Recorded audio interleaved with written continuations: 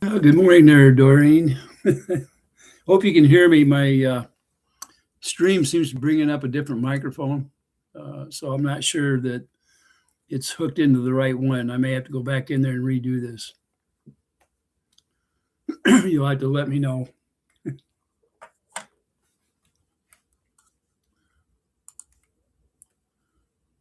Thank you. I'm glad. It. I was on here last night. I have a different channel that I sing on, and I had a kind of like a spreader that I use with a different set of mics, special set. So I was worried about it because for some reason it wanted to show up on this live stream today. Oh, heck. Well, there's been a few things going on. I was off there for a week. I come back on and did a live and also just a blog, and we went over quite a few different subjects. Some of them controversial, some of them not so much. But I thought today I would go over something that I guess we should go over from time to time, and that is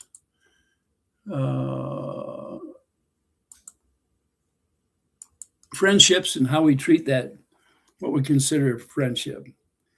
And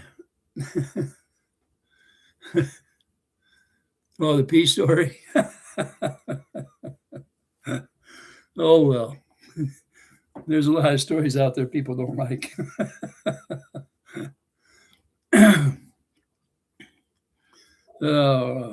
Years ago, people peed wherever they wanted to, kind of. By the way, when I was in Europe, they didn't have rest stops or anything. And so people would go alongside the road. And of course, they would hide themselves with a door and a blanket or something like that. So it's a little different the way it's viewed depending on what country you're in. We seem to, depending on the mood we're in, decide how somebody should hide themselves, I guess. Anyway, that's not a big deal. But, when you go to the bathroom, that's a natural function. And most people would like to hide it. So I wouldn't worry too much about a story. That's all they are, just a story.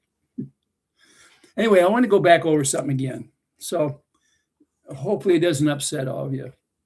But I wanted to explain something about people that have got involved in this drama and their families got dragged in, including mine. And I wanted you to look at them from their standpoint, if you were in their shoes, if you would. So, I'm going to pull you in a little closer so I can read this chat. And first, I better say hello. So, Doreen and Noreen and Bobik, Teresa, good morning to you. And I'm going to start right out with the subject that I wanted to discuss a little bit and explain as much as I can. And it has to do with friends and how we distinguish them and how much leeway should we give our friends when we still hold on to them.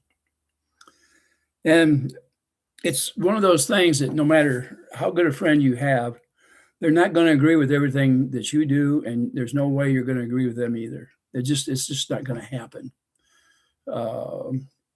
I would say the best thing is to give everybody a little bit of leeway, and yeah, I agree with you. WTF. Okay. Yeah. Hey, let me get back to the subject. The subject I want to talk about is Bruce. All of you know that the drama there in Otter Creek actually is about a couple and a child. And the child became a focus. And once that happened, it exploded. And everybody was saying they were doing the best thing they could for a child, when in fact, that was the focus rather than anything else. It came to the forefront to drive comments. And just about everybody got sucked into it, including myself. I looked at it too. I'd made a comment early on and said that I wasn't going to even be in the chat anymore because I didn't agree with the subject itself. And unfortunately, I didn't stay with that. So be it. We're past that, I hope. But Bruce, he got involved with it for whatever his reasons are, whether it was to gain a little bit of being famous, if you will. Not that I thought that would happen, but he had a big heart. And the other thing he has is honesty. Bruce acts in an honest manner and expects that others will too. And he gets extremely upset when it doesn't happen. All of us have to understand that we have to accept certain things. People are not perfect by a long shot. We all have our fallacies. That, anybody that thinks that the other person is great and they got to live up to something, reset your sights. Give people a little room. Don't draw a line in the sand and say don't cross it, because what happens is you'll be all by yourself. You'll never have a true friend for life. It's give and take, just like a marriage is, and that's the way friends are. Although with a friend, you have to loosen up the ties a little more than that.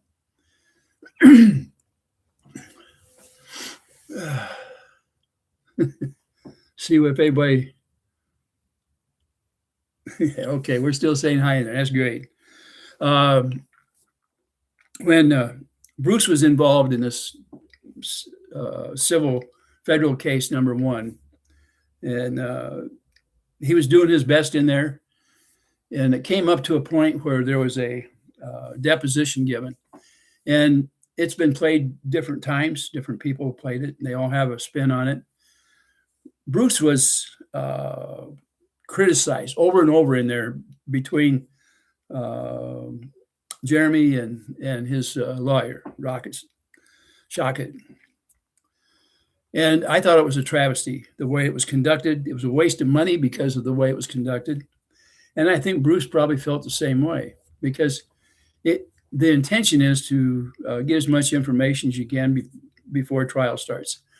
You're trying to be fair. Both parties are giving up some information or gathering it one way or the other, and they both have the same privilege.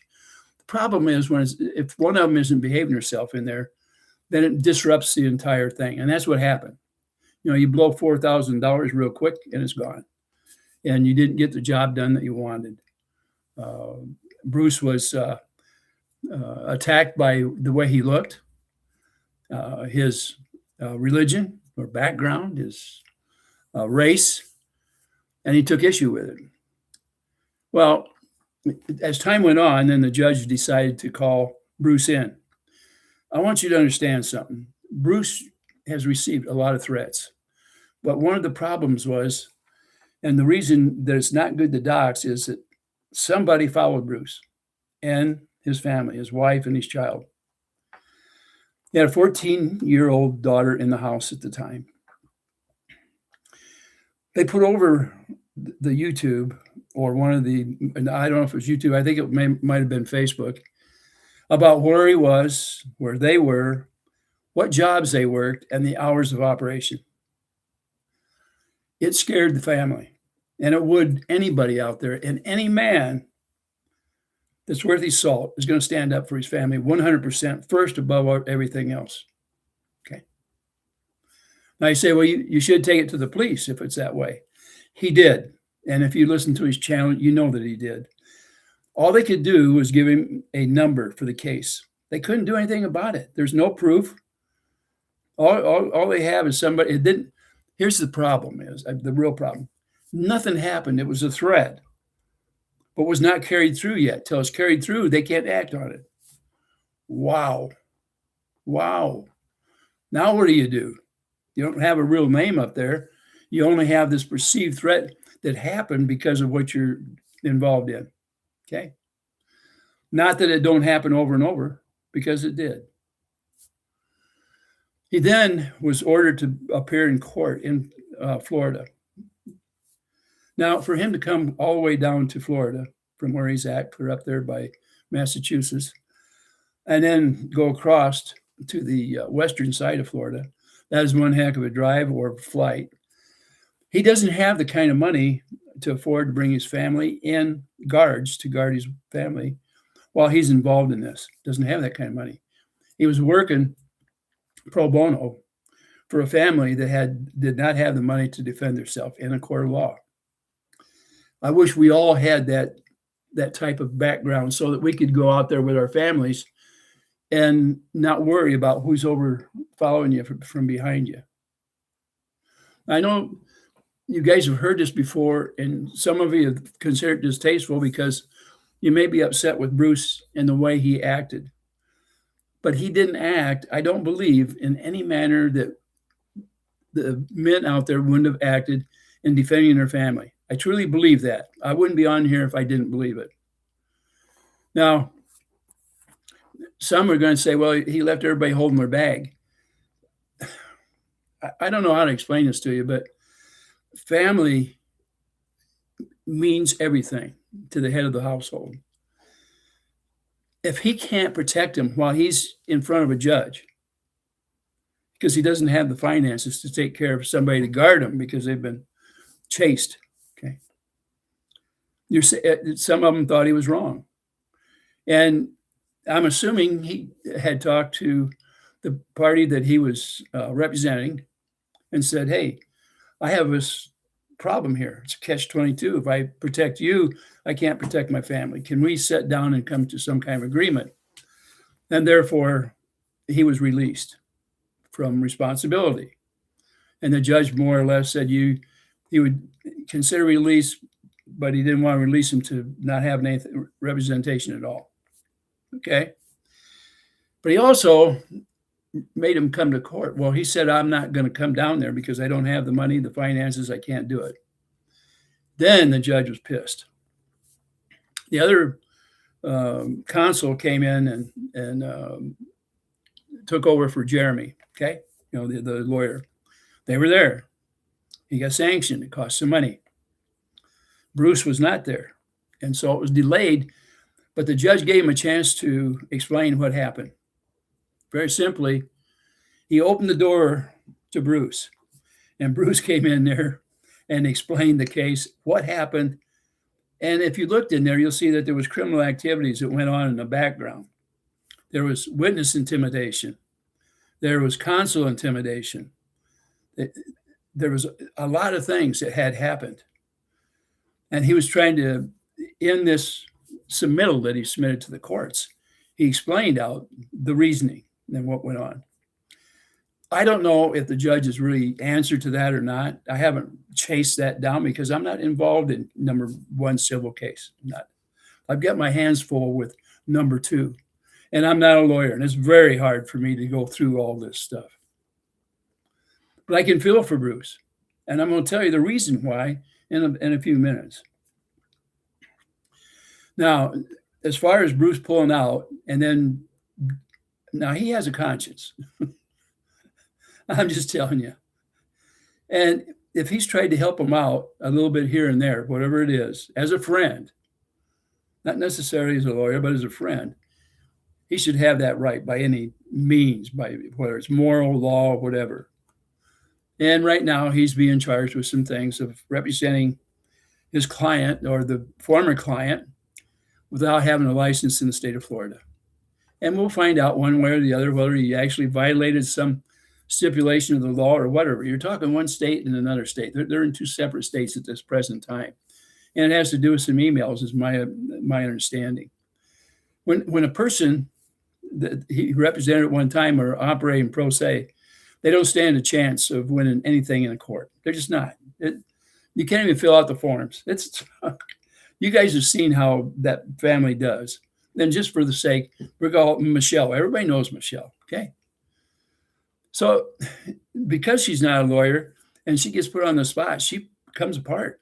You've seen it in the depositions that she's had. And so people readily take advantage of her at that point. I feel bad for her. Whether she's right or wrong, that's not the point.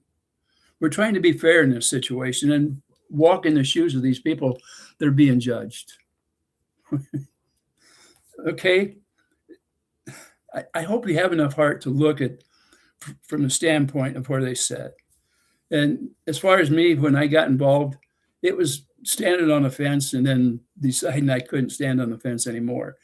Whether one is right and one's wrong, both of them had their rights and wrongs at the time when I said, hey, I can't put up with this. They did. And I may think that somebody should do something wrong, different than what they do. Is it my right to say that, or can I just give my opinion and let it go at that? Because that's what I've been doing. I give my opinion and let it go at that. And I get hammered. I mean, really hammered. My channel went up to over 12,000 and has dropped down into 7,800 and something like that. It's not monetized. So the amount of people that are in there, so it's not a big deal.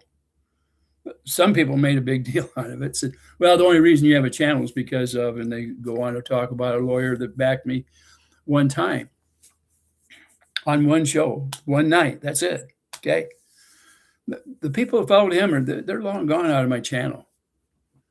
Sometimes I lose them out of my channel because of my opinion, because I look at it from a logical standpoint. Part of it's personal. Bruce, I understand what happens with him. He's got a hell of a temper, and he'll swear and cuss and do all kinds of stuff that I might not approve of, but does it make a difference? I can't change what Bruce is or what he does. I know that he's an intelligent person. I know he has a big heart. I guarantee you our politics are not the same, but it does not matter. If we can have a meeting of the minds in some manner, I appreciate the fact that he wants to go out there and help somebody. And I'm not going to knock him for doing that. That's what's part of him right up here and part of us. We wouldn't be around here if we didn't have a heart. We wouldn't. And you wouldn't be listening to me get out here and bore you with the subject that you've heard over and over and over, right? Well, then I told you that I was going to give you my spin too about what happened to Bruce and how it comes with me. Now, some time ago, just before my wife fell, she was out mowing the lawn. I live on a dead-end road here, okay? And it's just one of the last streets in town, that's all. When I look out over that way, I see country out there. And the same way behind me, a block past this way or 2 blocks, it's all country, all farm fields. When you look in my backyard and you look towards town, it looks like a great big park up there. Everybody has half-acre lots and, these great big trees and things. Beautiful place. I've been here almost 23 years. In a few months, it'll be 23 years. Right out here on the corner of my lot. My lot is a half a block long. Half of this, almost half the street, well, let's see, better than 30% of this street right here, road, belongs to me on this side, okay? In all those years, my wife has never had somebody come out and just sit and watch her out here and then change positions in several positions and watch her, okay? Now, I didn't know about it until my wife happened to come in and say, hey, there's somebody sure spent a lot of time watching me. Well, then right away it dawned in my head, Bruce just went through a lot of bullshit, and I've had a few people call me up and threaten me in certain ways. And I explained to her, I said, anytime that happens, you got to come in the house and get me. Now, my wife knows how to defend herself. And whether it be chemically or with a bang stick, she's very, was very good at whatever she might have at hand and was not afraid to use it. I had helped train her. She's, used targets, things like that. Has went through the different exercises of how to do things, know what to watch for. My wife maybe was a little bit too trusting at the time. I mean, what the heck? Nobody's bothered us in all these years down here. It wasn't very long that we've had 2 more incidences down here, okay? Now, there's a guy out there that's got a channel that likes to, he's an absolute jerk, okay? Not a very big channel. But he had somebody on there named Clark Stark. That's a handle, okay? Just like a handle up here, like you guys use. And he said he was going to come down here and check my RV because I had talked about it. I'm going to be using it to go down to Florida. Now, I don't know whether it's a big shot or not, but okay, here, so people are going to come by and look at my RV. Does it make you paranoid? Well, to a certain extent, yes, it does. Because these things didn't happen before. And I know why they're happening because I'm involved with this thing with Otter Creek. Okay. Not that I'm on the spot involved. I'm back here keyboard involved. That's what I am. But I'm also involved from a legal standpoint. So now I'm looking at everything out there that I can find, everything that I can gather that's going to assist me in my case. Also, I'm having to protect myself. What have I done? Well, I filed a report. What the heck? That's what you do. That's what Bruce did. And that's what I've done. Okay. Now, what they told me to do, I'm following through on it. And yes, I have a security system that I'm getting installed for my protection and anybody else that comes here that happens to be a part of this. My daughter, because of what I did, okay, she was threatened. You know why? I laughed at a joke out there, an AI joke. Happened to be a pictorial joke. And now they would like to threaten my daughter. Now, how do you think I feel about that? Not very happy. She didn't do anything. She's not involved in this case. I'm supposed to just sit here and not do nothing. These same people think I'm senile. I guess they think I'll just sit back and do nothing. And that's not true either. Like I say, I go ahead and I mark this stuff down and I move forward as to what am I going to do? What can I do? Well, you guys are out there. You've had my back all along. You prayed for me. You've done everything that you can do. And I'm trying to do everything I can do. Some of you won't agree with it. I know you won't. And I pray that you will, that you can see some of it from my perspective. Now, I want to go on to another one. I've got several friends down there. Okay. They're friends that I haven't met in person, but people that I trust to a certain extent. Now, here last week, or just a few days ago, I had tried to speak up a little bit for Leslie. Now, Leslie, she has her own cross to bear. She's doing the best she can. She's been attacked from the keyboard, huge, tremendously. She was attacked quicker and more fierce than Bruce was at the time. And she didn't know how to handle it any more than other people out there. She was a little naive when she got involved in this thing. But because she had a problem, a weakness, if you will, that had to do with a health issue, okay? She became vulnerable and didn't know how to react, and is reacting in, as far as I know, the only way that she knows how. It's survival, it's called. Just, if you can just give a little bit, you don't have to accept it. Just kind of try to get it out of your mind. This episode that goes, it's like a big circle. The highs and lows of it. And if you understood the problem with the health issue, you probably would back off a little bit, and you would hope that maybe Leslie can back off a little bit too at the same time. But her feet are held to the fire continuously and have from the very beginning. The day that she stepped out there on Lisa's show, it was the beginning of the end for her. Her life will never, ever, ever be the same again because it is affecting her health. And you guys are saying, I know you're thinking it's like a common cold or pneumonia or flu or something like that. Believe me, it is not. It is an issue that is life-threatening to people.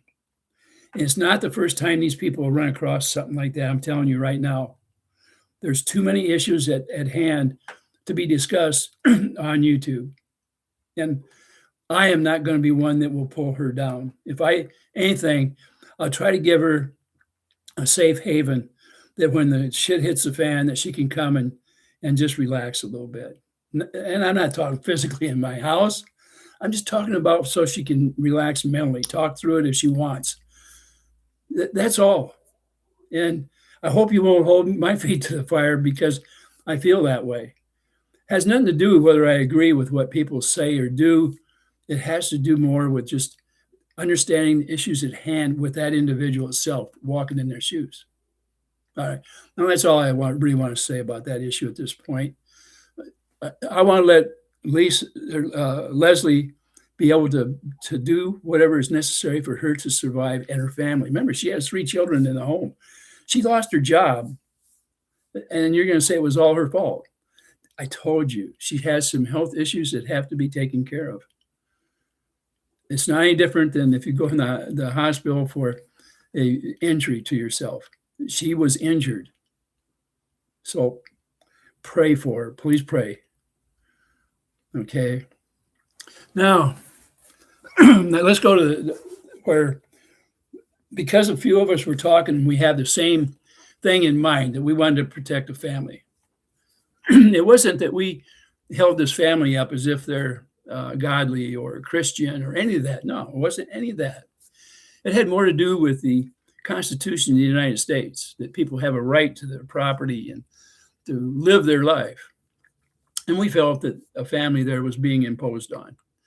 And the focus kind of run back and forth on things. And then this child arose. And that became the focus. And too many people jumped on it and used that as a way to build the frenzy and the hate and all this do-gooder stuff. Sometimes you have to put a lot of that aside and really look at what's going on there. I hope I don't lose everybody out here, because I know a lot of you aren't going to love what I'm saying. I'm telling you from a logical standpoint how I feel about the whole situation. I'm drug in there by my own innovation because I got involved. They tell people, if you see something, say something. If you see something, do something. And as a person who loves this country, I did. I stepped up to the plate and I said, hey, I think constitutional things are being violated here.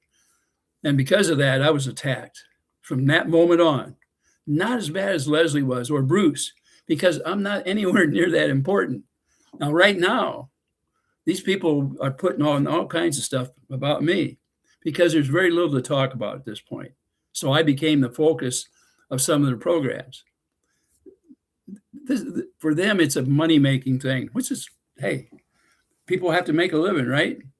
Doesn't matter how they do it. Well, I take issue with that. I think does make a difference in it. It's very easily to tear things apart. It's a lot harder to build them. Now, I've spent my life building things rather than tearing them apart. I worked in construction. So my mental mindset is that. Now, I've worked in labs and I've worked in factories where I designed equipment, and I've got a lot of different patents out there over the years. I'm one of those guys that I just love to inquire about things and build stuff. That was my life. And when I retired, I wanted to get out of that rat race, and I jumped into one here. In the last part of my life, I jumped into this thing, which has really seriously held my feet to the fire. And I don't want to see any of you get in the point or the spot that I'm in, but at least understand it. And when you get put in that much pressure on you, where you're trying to figure out what's best, not only for you, but for those people around you to think of something, well, it's it's confusing, to say the least. And not because of age, it's because there's too many facets out there and too many people involved. We're talking about people that have, close to 1 million subscribers.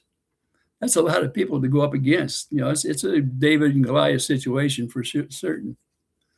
Now, the nice thing is I've got people that come to my chat, and then they're willing to talk, and they give me a little leeway in here. Part of it's probably because, well, maybe my age, or maybe they have to think along the same lines as I do it to a little bit. If you do, that's fine. Some come in here so that they can attack or try to tear me down. There's tools in here that I can limit it. One is subscribers. I've got it down there limited to some time. They have to be in there for a week, I think, and before they can make stuff in here. Okay, that's the way it is. If they don't behave themselves, I'm not going to allow them around in here. And I know they take pot shots at me because they say I do that. But so are the people that are attacking me out there. They do the same thing, and they do it to a bigger extent than I do. And they threaten on a regular basis. It is a son of a gun. I mean, it really is. The only reason I probably held up is because of my age. I've seen most of it before in one way or the other, maybe just not as much as quick as what's going on today. And what it boils down to, for any of you out there, just look around a little bit at the channels that are following this scenario and look through it. Can you think of any reason other than money that they really are involved in this? They zero in on this little child, or they zero in on the condition of what they think the property is. They have no idea. To this day, they think it stinks there. To this day, they think it's a dump yet. To this day, they don't think there's a septic system. To this day, they don't think there's water there. Folks, they could be any more wrong than what they're coming up with. I'm going to take a minute and go through the people that are in here in my chat here.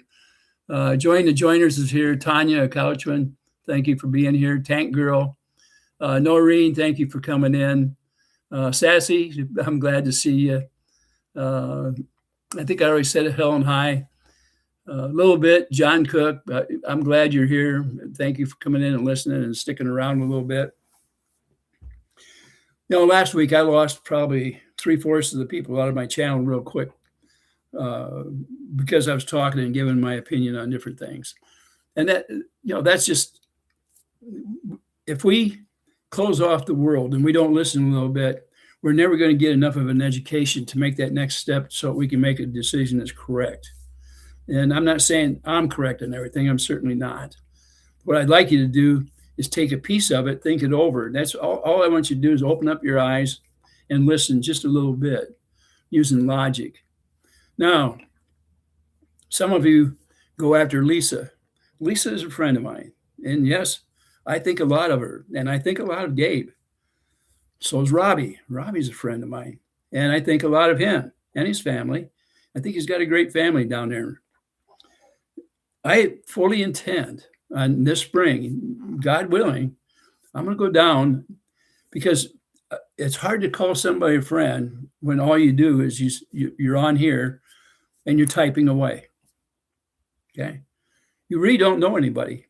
You cannot socially or personally be a friend unless you actually come up, shake hands, and maybe partake in a meal together. Then you can make a decision. Is that really a friend? I plan on doing that. I am going down to Florida. Now, there's nothing wrong with that. I want to see who I'm talking to, who I'm calling friends, who backs me and who I'm backing. I would just like to take a look. And it might be that when I decide to take off, some of you are going to want me to stop on the way there back and forth or something. And if I can, I will, whether it's on the way down or on the way back. We'll discuss it, and you can decide whether you really think I'm worth talking to or not. The time is limited. I don't know how much more time I have. I'm doing my best, people. Now, going back to my wife, and you notice I get upset sometimes because of the things that happened when my wife was in the hospital and I didn't have time to defend her on here. And people had made some pretty nasty remarks about her. Some of them were sexual innuendos. And I don't do that to people out there.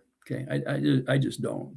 If there's a problem with, I don't really want to discuss it that way. My wife and I were partners for most of our life. And the way I feel about her, I've never felt that way about anybody else. Never, to that extent. And that I wouldn't defend her would be BS, quite frankly. Now she's gone, and I'm trying to move on to what's left of my life, what little bit is left. I want to move on in some way. And I'm not going to let these things drop, or the people that wanted to go after my wife. If you're thinking for a moment that I would do that I leave it completely alone, that's not going to be. There's some pretty nasty people, and they're going after other people out there. They go after people in my chat. they go after Lisa all the time. And from what I've seen, and here again, it's my opinion, but she's done everything she can to help a situation to a better end. And she has used good sense in doing it. And she's used her skills in trying to get these things done as quickly as possible, but still get them done correctly. And I got to hand it to her. I think she's done a wonderful job. I think that sometimes people put roadblocks in our way because when they see too much goodness, they're looking for other avenues where they make somebody trip or fall or make mistakes, and then they can call them out. And if you look around right now, everybody's taking everything we say and disseminating it and putting it back together. And not necessarily they put it back together the way it was put out there.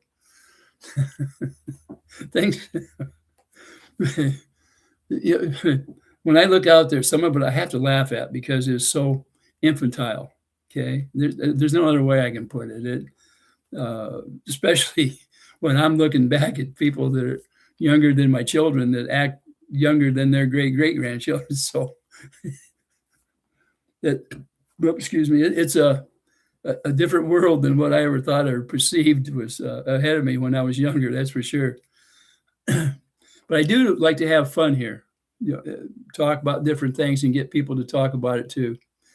So you guys, I've kind of told you my story of how I felt about whether it's Bruce or Leslie or Lisa. I've locked horns with some different people on here, and where they've raked me pretty good, called me some names, and we buried the hatchet and get along fine today. There's others that got upset with me because I chose to be a friend of, and it don't matter who it is. So it could be Lisa. Lisa has never drew a line and said, Ray, if you're friends with them, you can't be friends with me. She's never absolutely said anything like that. Leslie hasn't said anything like that either, by the way. Okay. And I don't know if Bruce would or not, but Bruce has never mentioned words like that. I know he's got a temper that he might say it, but he hasn't said it to me. Like I say, we're on different avenues when it comes to some of our beliefs. I'm more conservative. He's really moderate. And so we're at the different ends of the scale, okay? But we have thought about the same ends for a family that we was hoping to protect. He has different skills than mine. His skills are more needed than mine by any sense of the word. And there's nothing I'm going to do against him that would cause him not to be able to perform those, period. I'm just not going to do that. Now, most of these people I haven't sat down with at a supper table. But I'm going to tell you what, the biggest share of all of you guys out there, I would gladly sit down to a supper with you because I'd like to know you. And I would hope you feel the same way about me, that you can go along with what I say. But don't hold me to a standard that I can't live up to and just get mad and hang up your keyboard on me. At least give me enough room so that I can be human. I can't be that perfect person for anybody out there. And for those of you that got so upset with me a few days ago, come on back and join in. You'll find out that this perfection doesn't exist. Okay. Oh, let's see. Now let's get back in here so I can talk to some of you and forget about this BS that I was worried about. A little bit says, you're absolutely right. I can't deal with those people anymore. They are sick in the head. Terry, glad to see you on here.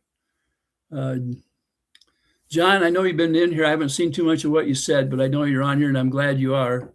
And I wish you luck coming up. I think it's the 23rd of February. It's not luck. I'm hoping that it's a professional outcome, because if it is, you're going to come home with a smile on your face and freedoms that you haven't had in a long time. Let's see. What else we got here? That's an understatement, says Tanya, a little bit. A little bit says, I'm going to be nice. He's talking to Tanya. Okay. Cindy, hello, Ray. And beautiful, wonderful chat. I love you all so much. Cindy, I hope you've moved in and you're feeling a little better right now.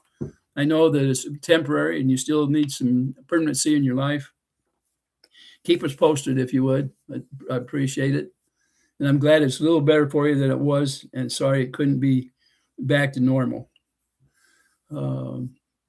Dan says, Ray, good morning, chat. A question is, a person who claims to be a Christian and does unchristian acts, are they true Christians?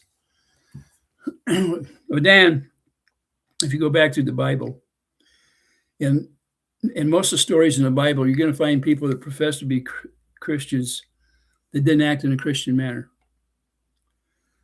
And if you go through the Bible, especially in the New Testament, you find out that Jesus Christ gave up his life for us because of our imperfections. He died so that we can obtain eternal life. And so I think the Bible itself answers that question. And I don't think I'm qualified to give you a 100% answer on it, Dan. But I would advise you to open up the good book and start going through it.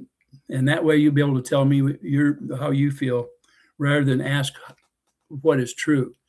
And as far as claiming to be a Christian, I try to take them at their word. If they act in an unchristian manner, that's on them, and that's between Christ and theirself.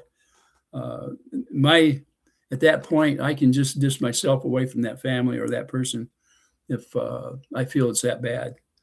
Otherwise, maybe I can try to help them stay on a path. Other than that, I don't know. Let's see. John says, I said Travis just pulled into Tubetown. I wonder what kind of S he's going to cost today.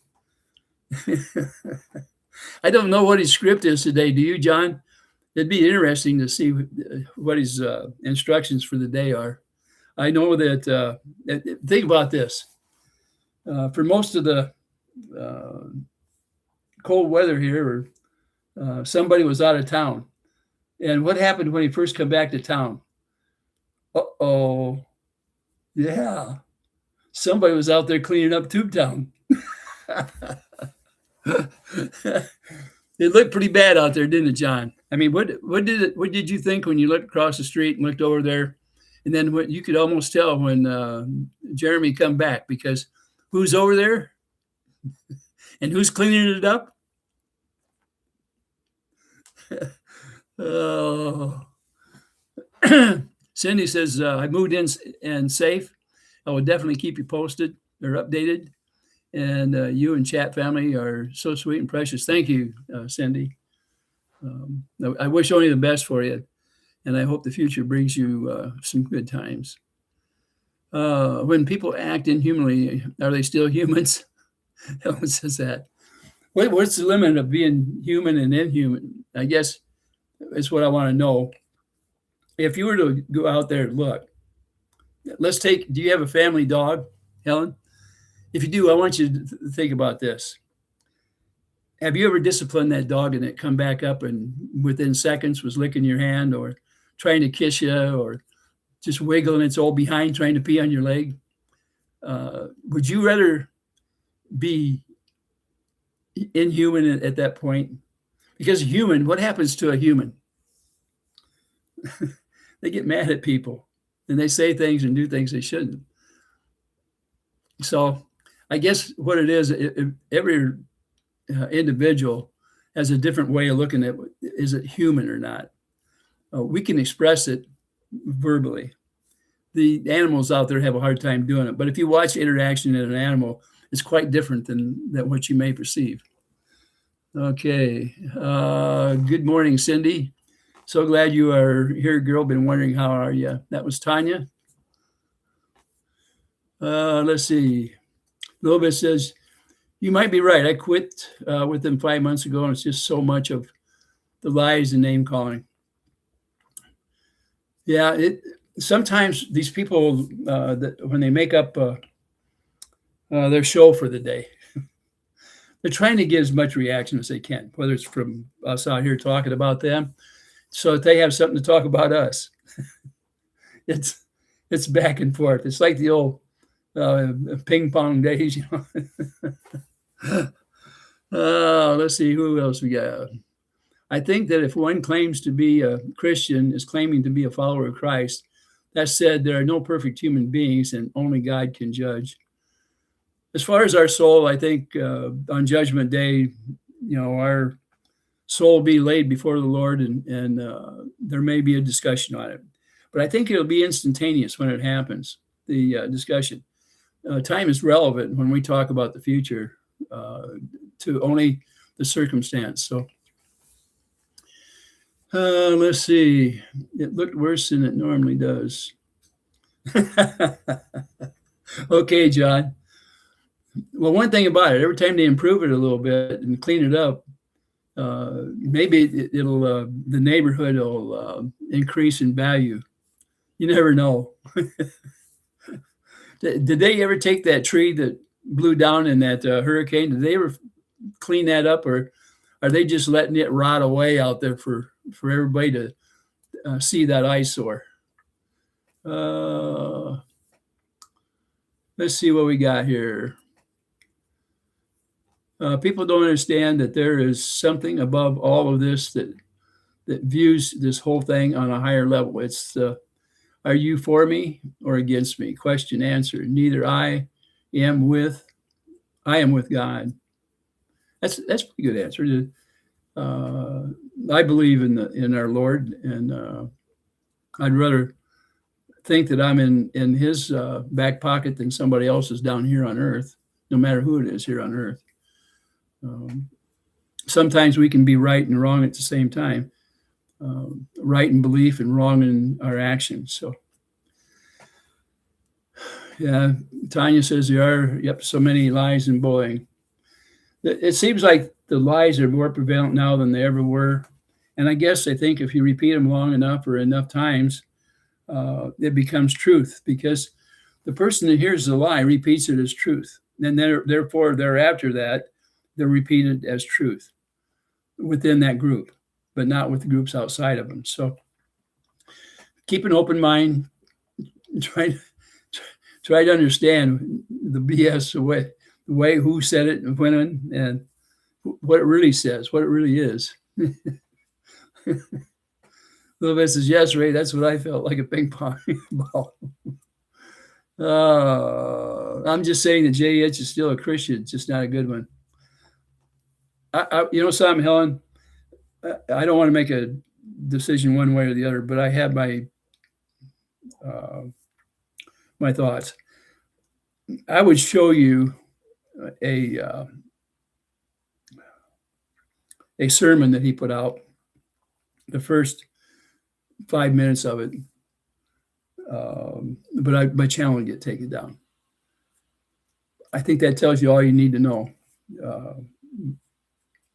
And I'll leave it pretty much at that. Deciding whether he is or not, that's, I guess, going to be between the Lord and him. I wouldn't want to be there.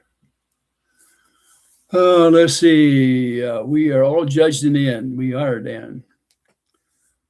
Is it that tree still laying there? You're kidding me. Well, I guess that goes to beautification of Otter Creek. Right out next to the road. Yeah, that just makes sense. Little bit says, I'm heading out. Got an appointment. Love you all. Stay safe. You too, little bit. Germ is still a Christian, just his own religion and faith, following Germ's own Bible. Yeah, I can't say much about him. For me, it goes in a direction that I've never tried to follow.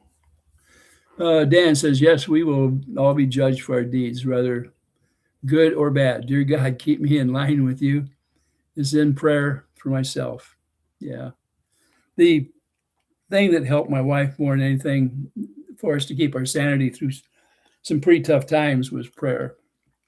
And sometimes we prayed together, and most of the time we prayed as we went through the day. It's not just a one thing you do at supper time or first thing in the morning. As you go through the day, if you don't talk to the Lord, you don't want to lose touch through the day. You need him around the clock. You really do. So it's a good habit to get into, and I hope most of you do. No, I'm not preaching to you. The person himself, they know, and when they do something wrong, they're convicted by their own beliefs. So they don't. Most of them don't need us to tell them that they are or aren't. They just don't. And I don't know really if I'd want to have to be even thinking about saying the ones that are or aren't. Years ago, my children and my whole family, we went to the Baptist church, which was very close to our house. And we had members that were from all walks of life there. And they all had little differences in the way they believed or in how they acted. We had them that were, they were really super people. Their hearts were full of goodness. We had others that they actually were pretty decent Christians, at least in my mind, but could be very nasty, judgmental, and just plain mean. It happens. All of us have a natural disposition that we have to fight all our life and try to improve on it and hope that we get it done before Judgment Day comes. And that's kind of the way I look at everybody out there, is that we all have room for improvement, and we just have to make it there. Yeah, I agree with you, Cindy. Same thing with me. I would have been lost if it wasn't for prayer and God. Somebody just went by filming. I wonder who that was. Did they look scared, John? And were they trembling when they went by, or could you tell?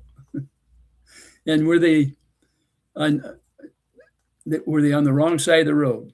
I guess that's the other thing.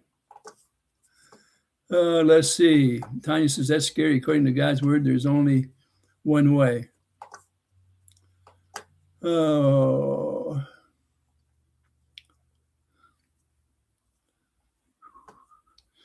Travis went to TT so you could go see what he was doing, so somebody could film you sick.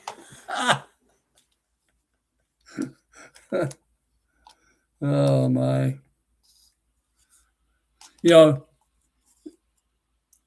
When you torture people purposely like that, can anybody tell me that's a good thing? Do you think because you're mad at somebody, you can go over their property and harass them? Sometimes there's times where you just have to go home, behave yourself, and have a good time with your family. Others that have time to go harass everybody else, if you notice, a lot of them don't have a family, or at least they don't have a complete family. And they're filling their time in by tormenting others. I don't know if you remember last week, I said, and I'm going to quote this off from somebody else, when toxic people can't control you, they try to control those around you. Now, does that sound familiar? I wrote this down because I happened to see it on YouTube a week ago. I thought I'd write it down because I thought it was interesting. It pertains to a lot of the stuff that we see are around right now.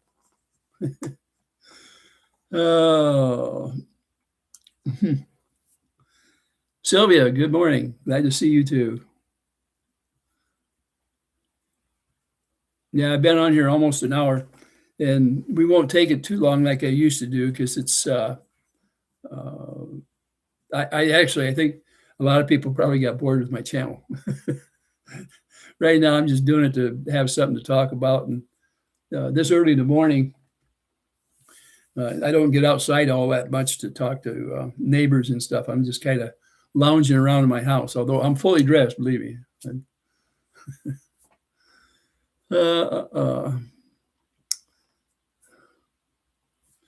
CO, glad to see you.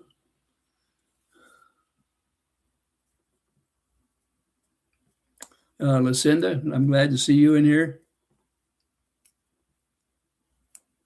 I figured this is kind of an ideal time of the morning to throw something out there. It gives you a little time to get fully awake, have your cup of coffee already, and you can start thinking about the daily activities.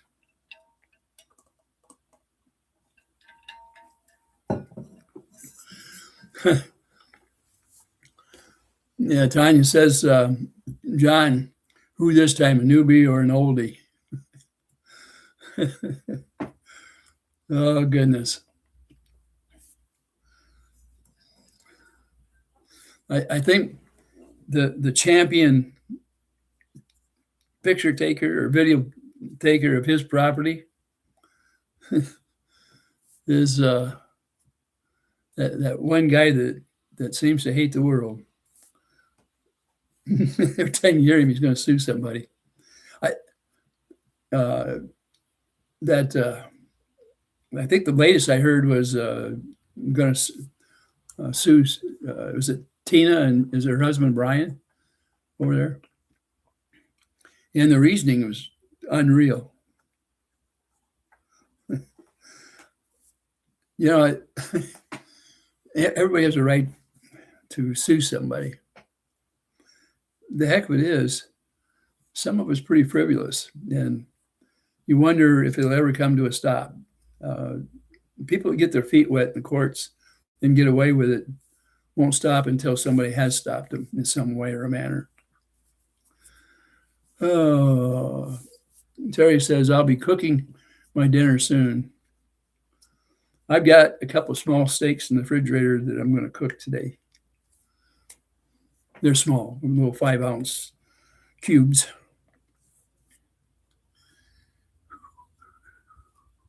Oh, and I'm going to have potatoes.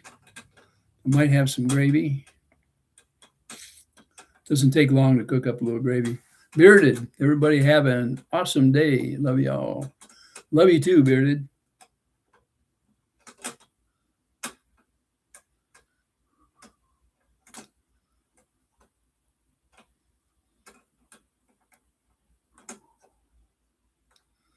Things going okay for you, Bearded? I know that you've had some financial setbacks to trying to get your t-shirt business going. I hope things pick up for you, that you're able to get that up and running so you can make a little money.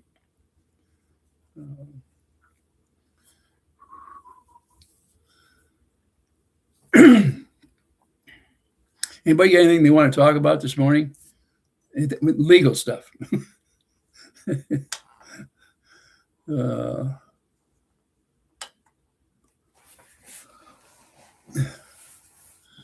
I prefer listening to you in the way it was before I was born, and I wished it was in that era when I do all their bullshit drama. The problem, I loved it when I was a kid. But in real terms, I want you to picture this. As a kid, there was a creek not too far from my house. I could be there in about 2 minutes. It was less than 100 yards. Okay. My great-grandfather's farm was just over a quarter of a mile down the road. And I knew all the farms around there, so I could hunt and fish. And it was like a great big playground out there as a child. And for my brothers too. I had brothers at home. But for my mother, in the beginning, before my brothers were born, when I was little, we had an icebox, not a refrigerator. Our stove that we cooked on was kerosene, and the oven was a tin box that was about, I would say, maybe 18 inches long and 12 to 14 inches high, and had one shelf through the center. And that was set over 2 kerosene burners to be the oven, and it had a little gauge on the front to tell you what the temperature was. They cooked some good meals out of it, my grandmother and my mom. The house belonged to my grandmother. There was no running water. we had what was called a dry sink by a window that looked out over the road out there. And we had a water pail up there with a dipper. You know what a dipper is? You dip water and you're supposed to put it into a glass and drink it. We would put the dipper in there and then we drank out of the dipper. It was just one of those things. When you live in a small house like that, it was 3 rooms. There were 6 of us living there. You're so close that if you're going to get something from drinking from the dripper, you would certainly get it from being in close proximity to each other in the house. So all that's gone. And the tub that we used to wash the clothes, and it was a round tub. And I remember a lot of times out there, my grandmother and my mother out there scrubbing away, rinsing them out, and one or the other would wring them out and then take them out and hang them on the line. And they would take turns doing the different duties of doing that same thing, because you get very tired. Wringing is hard. Running up and down is hard on that washboard. And then walking over to the line, that can be a pain because the clothes are heavy and wet. So you can't imagine what it's like to just drop stuff in the washer over here, walk away from it, come back in 20 or 30 minutes, and it's done. Sometimes it takes an hour, but you know what I'm talking about. And you throw it in the dryer next to it, and when you take it back out, it's nice, fluffy, light. Take it up and fold it, put it away. A lot different than it was back then. When we wanted a cold drink, we'd go to the ice box. On the top left-hand side of the ice box was a chunk of ice about 1 foot by 1 foot. There's an ice pick in the next compartment down. We'd take the ice pick out, chip a little ice off, put it in a glass, and then fill up whatever we wanted for a drink, whether it was a pop or whatever that was in there. Things were cool in there, and it kept them from being destroyed, overnight or something. Things still don't keep a long time, but it's there. That's what we had back then. And we didn't think any different because I didn't know. And we caught fish out of that little creek. And the woods, there was woods all over. We got, squirrels out of there, and we got rabbits out of the brush, and, pheasants and things like that. And it was all good eating. I mean, it was great eating because, it didn't take long to go get it. You had to wait till it was in season before you could have that stuff, but that's the way it was. And the rest of the year, you ate as cheaply as you could. If you didn't have a whole lot of money, you had to fill in with vegetables or canned food and stuff like that, and very small amounts of meat. But it wasn't a big deal. We had lots of soup and great eating. The poorer you are, the more inventive you are, and the more seasoning that you're probably going to use, because you're using a lot of the same products. You just got to change the taste of the products. That's the way everything was. And you had fruit trees in the yard, and your fences might have grapes on them. Ours had currants, and we had rhubarb and horseradish, and the neighbor had cherry tree, and my aunt had a grape vine, a big grapevine out there. The neighbor down below us, and we had a crab tree in the front. And then the neighbor down below us had a tree that had these nice, big, delicious yellow apples on it. And down at the other end of that block was a person that had a small peach tree.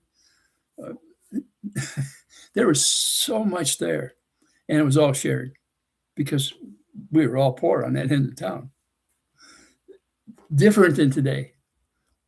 We didn't have, a keyboard to sit here and keep us busy, and we didn't have the money or time to fight with every single neighbor around us. You take Otter Creek is a small place, and you have somebody that came to town and has, from almost day one, started fighting with the neighbors instead of being nice. If all of us there knew that we could get more by being nice, and those places out there, they were there 100 years before I was, or close to it.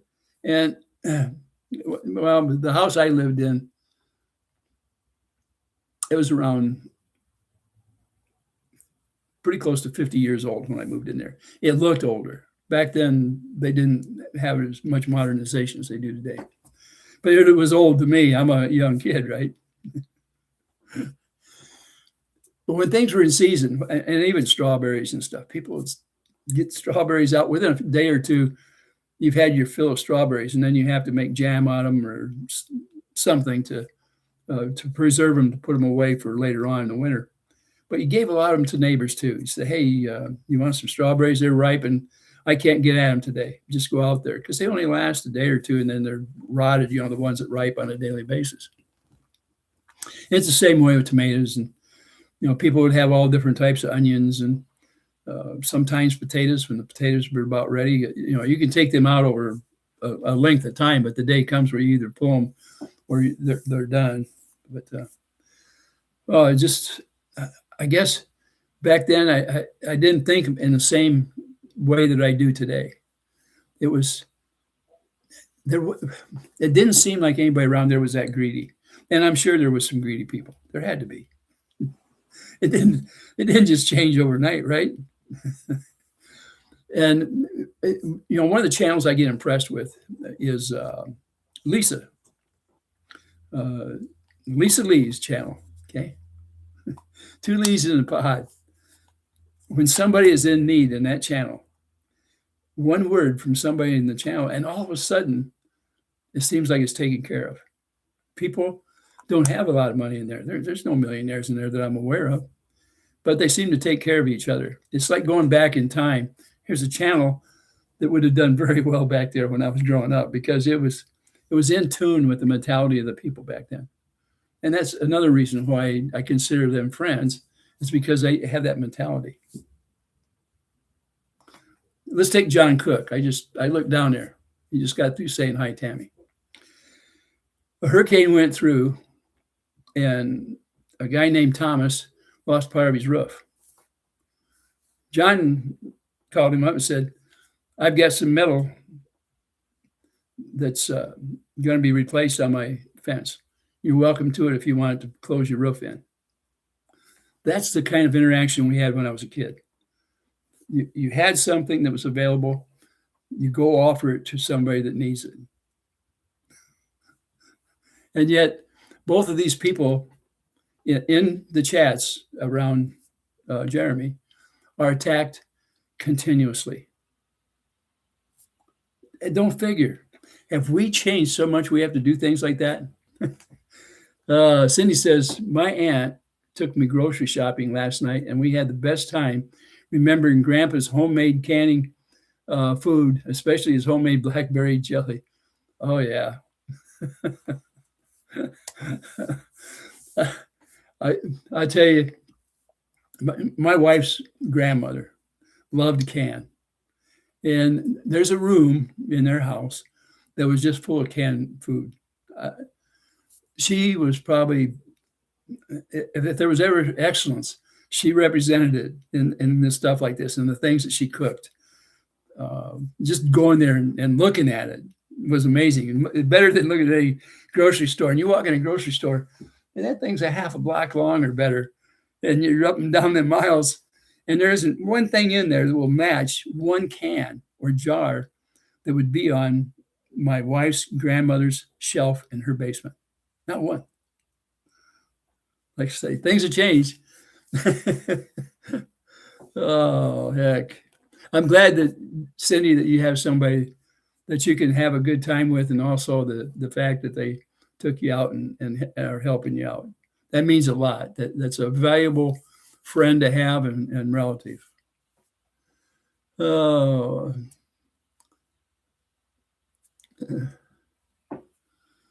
Yep. Let's see what else. Oh, yeah. Well, I told you I loved to go down that creek when I was a kid.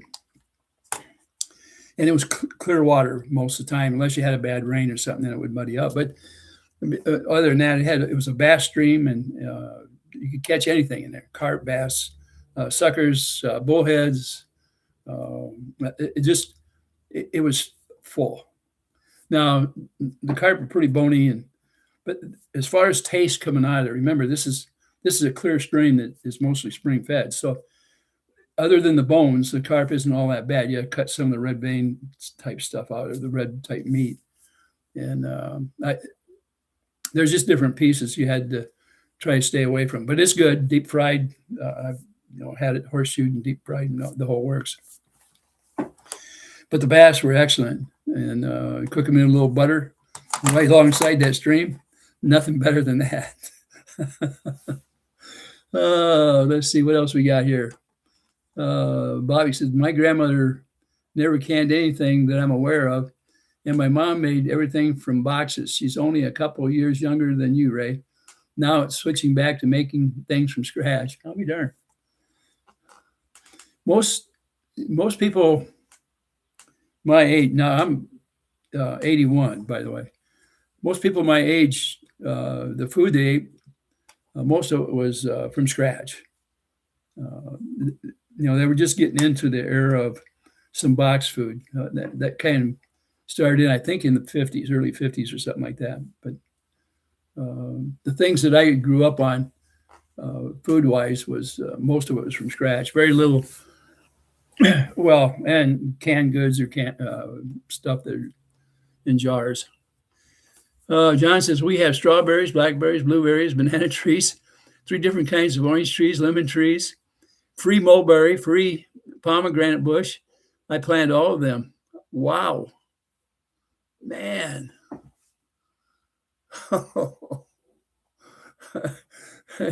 Let me ask you something, John. No, I'm not begging. Okay. But is this stuff going to be ripe down there between April and May?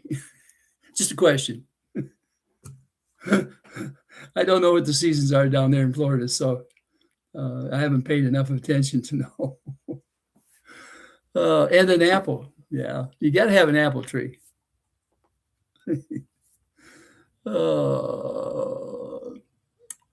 Helen said, I missed the whole grandparent thing. Only one was still alive when I was born. She barely spoke to you. Sometimes you have to look more at maybe as an older person.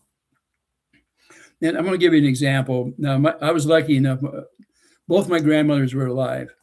And at different times, I lived with both of them. When I was very young, I lived with my grandmother on my dad's side. But I ended up, when I was about 4 years old, moving in with my grandma on my mom's side and stayed there till I went into the military. In our block, okay, we had people that were retired.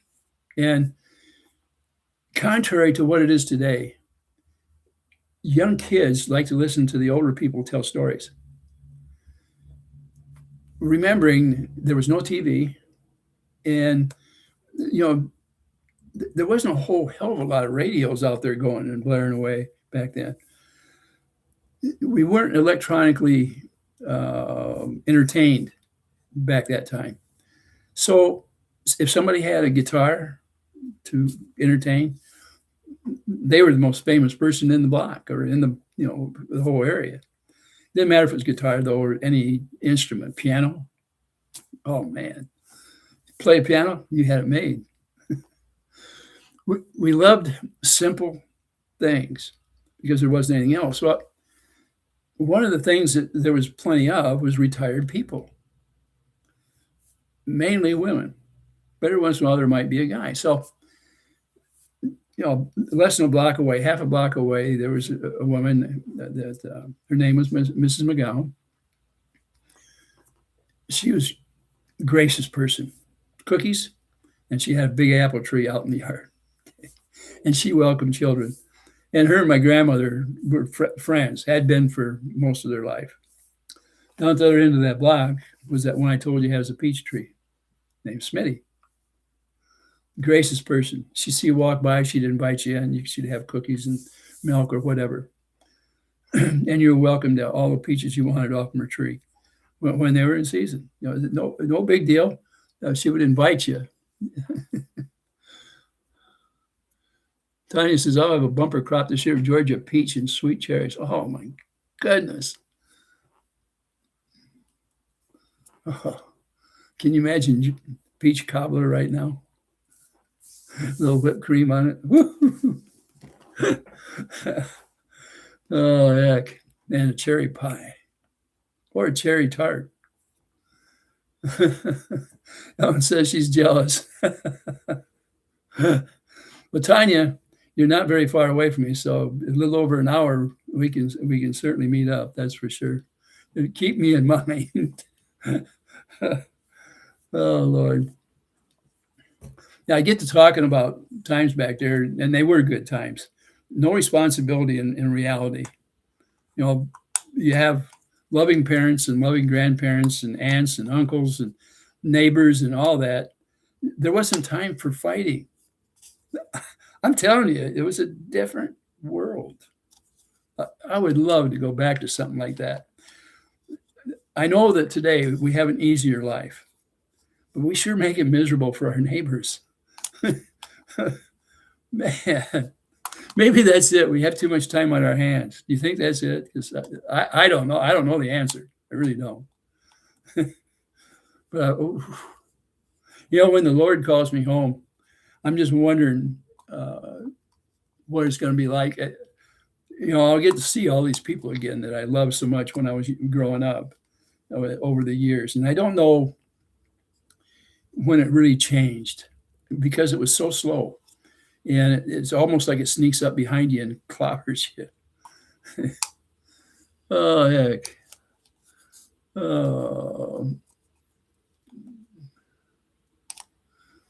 Yeah, it says, well, all I've ever wanted was fruit trees and bushes, but I would have to move for that. Yeah, Helen, I don't know where you actually live, but is there nothing that grows there, or is it more like a desert area? Or I know it's hard to grow things in different areas, and sometimes it's more work than it's worth because you can go and buy the products you need a lot cheaper than you can grow them. But Tanya says, I will, Ray, worth the trip. Yeah, absolutely. It'll be worth coming down and seeing you down there, Tanya.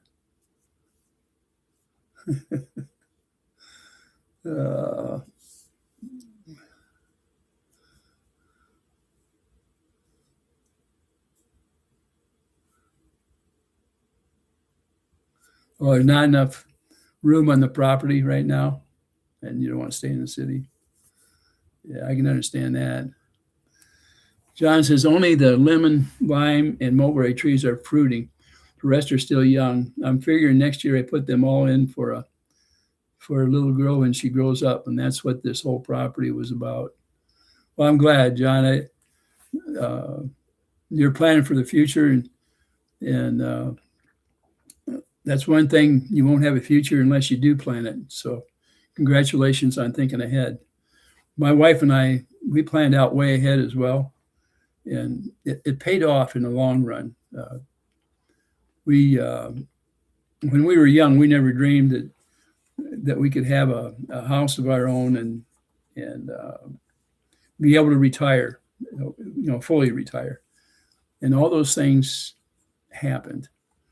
And we were thankful for every second that we had together in retirement and being able to live in a house that it was hard. We couldn't even imagine back then.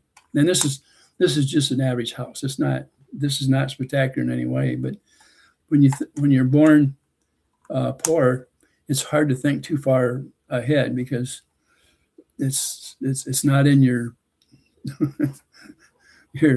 your being itself. The other thing is the day comes when you've worked yourself to a point where you can't work any longer, and you hope that you work long enough to have some of those things in retirement so that you can relax a little bit. I can tell you this. When my wife and I finally retired, really retired, we took a deep breath, and it was one of the best feelings you can have, knowing that a lot of those responsibilities you had before can go away. And you can kind of kick back and relax, and you almost can be a kid again. Maybe that's the second childhood that kicks in on people when they're retirement age. I'd love to have all that back, that's for sure. Right now, my wife's been gone, since September 4th.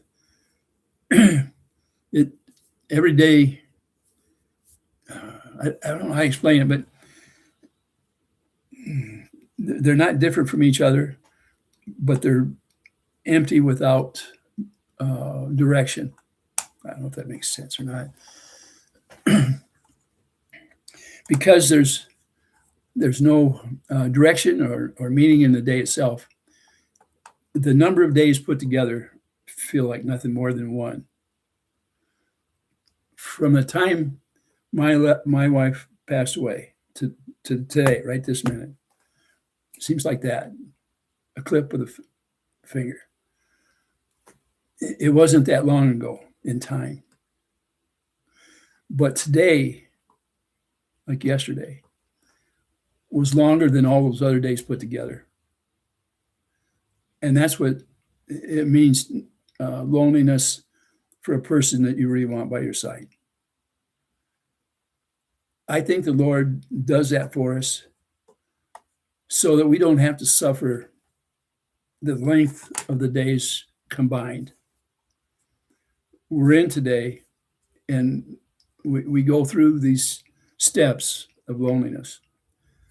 But all the days back to when my wife passed are more like one day. I don't know if anybody else has that same experience because most of you, especially if you're up in age like I am, have had to experience something similar to that. I had said different times I can't explain what it feels like. But that is one thing, is the reality of time is not there anymore. And maybe that's why people get things where they're forgiveness or whatever it is. Because if you have a special day, you have a way of remembering it because of something that stood out that day. Right now, until I get to a point where I can accept what's happened, I probably won't have any real, what you call spectacular days. The thing I'm looking forward to right now is going down to Florida. I'll be down in Florida probably in less time than the time that my wife passed to this day here. And yet it seems like yesterday. And I know it's not going to be tomorrow that I end up in Florida. But the reality of time is going to be that way, arranged that way. So there you go. That's my explanation of where I'm at and what it feels like. Helen says, I feel like the event has not really ended yet, if that makes sense. It does. Helen, absolutely. It's one of the explanations I had almost eventually. Cindy says, I feel it like that, Ray. My days just run together instead of separate. Yes, absolutely. It shortens. You can take 60 days and it seems like it was yesterday. But the day lasts so long when you don't have this feeling and what you're going to do or whatever. It just makes it hard on you. It's almost, it's almost like torture sometimes. Now, it's different when, let's say that, like one day out of their Thanksgiving, I went and had a meal with my neighbor, and I looked forward to that, and it was great. And I stuffed myself way more than I have, the whole time all this has taken place. And if I get a call from my daughter and says, well, I'm going to come up and see you today, Dad, then I anticipate that it has meaning for that moment in time. Other than that, it's simple things. Like I had to take the pup to the vet and the cat to the vet, their annual physical. Grocery days, they're just mixed in there. It's not something I really like to do. I don't have a choice. Sitting down, paying bills, who likes to do that? Getting on here, it's a little more, I was going to say a little more better. That don't make good English. But I don't mind that a little bit. At least I can look in here and see if some of you guys have the same ideas. And let's see. John says, when I was growing up, my grandmother had peach trees all for canning. God help the squirrels if they ever got near any of them. John, I have eaten a lot of squirrels over the years. They were a staple along with rabbits and pheasants and ducks and geese. There was a lot of things I didn't eat out there that were wild, but the things I did eat, we enjoyed it because we didn't have a lot of choice sometimes. And it wasn't that we didn't have beef and pork and things like that. It's just it was a little harder to afford some of those things. Let's see. Oh, yeah. Cats keep away birds and dogs keep squirrels. My dog runs every squirrel off because he don't want them in his yard, and they tease him. If he was to catch one, I wouldn't have to worry about trying to run it down anymore. Yeah, John says my dogs keep all the animals away. We have flying squirrels that torment the dogs. Yep, the squirrels around here torment my pups, so he does not like that. Sometimes the squirrels give me help. I'm in the territory. They come down and chatter. They'll come clear down the tip of the limb out there to try to get me out of their territory.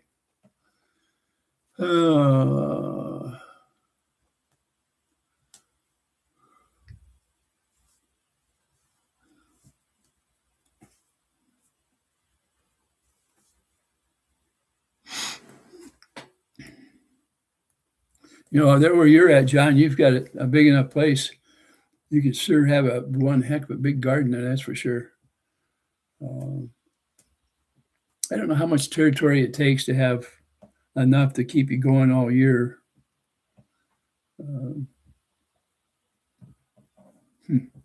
I know my grandparents or great-grandparents, they had farms that were big enough to sustain good-sized families. My dad was partially raised on a farm, and I'm trying to think. My dad and his dad all were on the same farm. They came up on the same farm, 3 generations.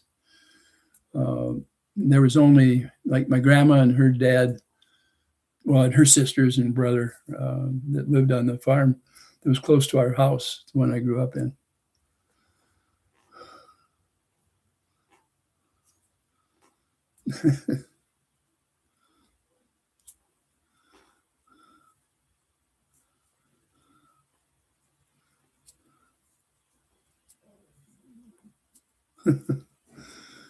Yeah, Cindy says, I miss having fur babies, but at this hotel, there are plenty of fur babies to love on. First floor, and they all walk past my window. Yeah. By the way, squirrels, if you feed them, they'll come up to you on a regular basis. They'll recognize you when you're outside. You can make friends with them. I don't know if I'd want to grab one, but they'll come up to you. I used to have one that would push on my back when I sat out on the porch so I could get a nut. Right now, my pup won't allow any of that, such shenanigans out there. But I have a neighbor up here that feeds the squirrels, and I think for the most part they're probably act like pets. I'm not real sure. I'm not out there watching that interaction, how they act with him. I think it was the day before yesterday. The neighbor called up. There was a fox in the yard over there. We have deer come up here all the time. Well, I say all the time. This year, I think it's only happened a couple of times. Last year, I forget. This is 2026. I'm talking about 2025 a couple of times. It used to be a lot more often. There's less animals in the area.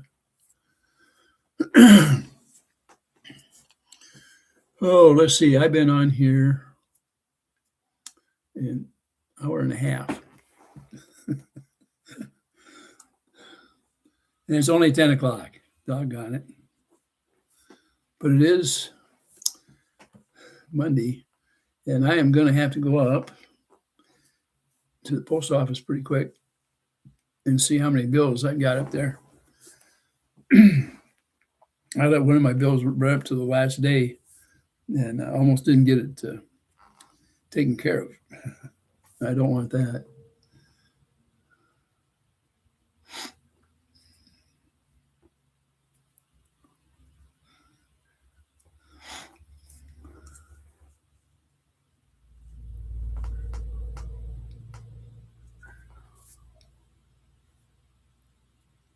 I was going to tell you,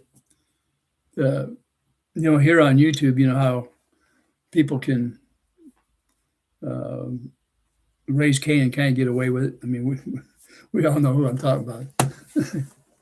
I belong to a website where you're not allowed to do that. Swearing and criticizing somebody's not allowed to get kicked off.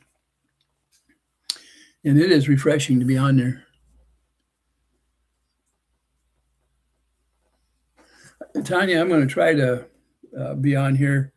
I was off for a week because the internet was down. And my first day back, I chased everybody off, I think. So I got to be a little careful about what I say or do. I think politics might have wrinkled some of them. I think some people got a little upset because I backed up Leslie, and I didn't back her up for what she's doing. I don't want you to think that what a person does.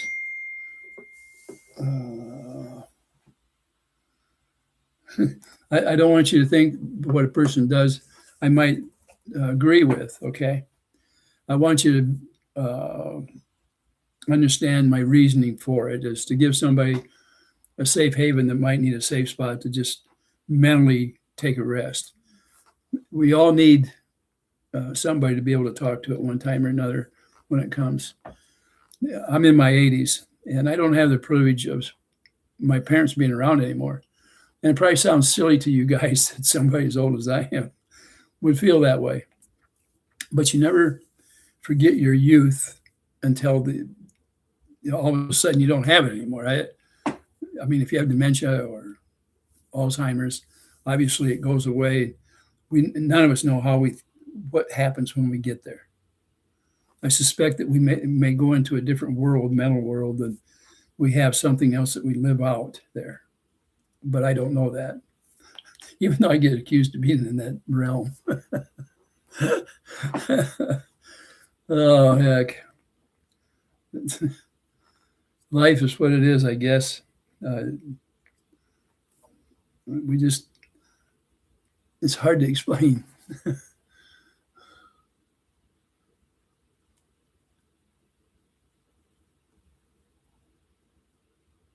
Let's see.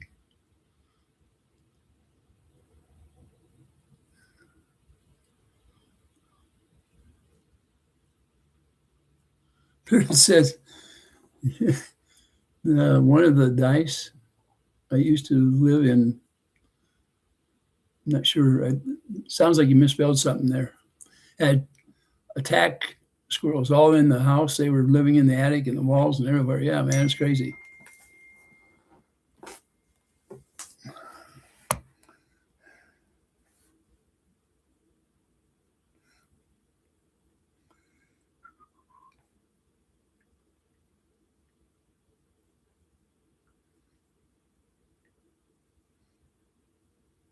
Just wait a second.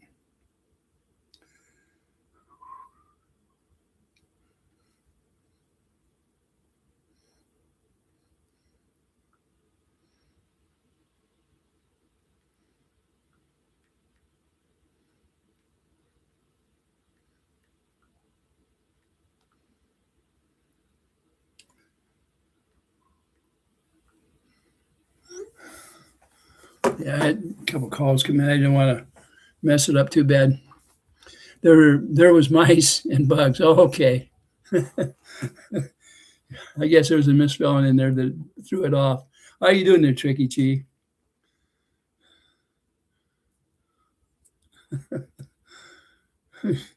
Holy shit. uh, oh, Tricky Chi. What are they doing on my floor? Um, remember the movie, The Music Man? I saw it last night. Such a great movie. Yeah. Yep.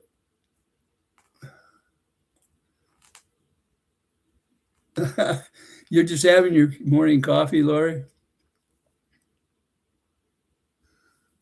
Tracy says, I'm sick. I bought what's going around or caught what's going around. Yeah, I haven't felt too good the last few days. My stomach's sore, and I don't know why. Um, it's been that way for about 3 days now. So I know my neighbors north of me had been sick, and I was out there talking to them last week across the fence. So maybe, I don't know if there's a north wind that blew it down on my side or not, but they might have. Uh,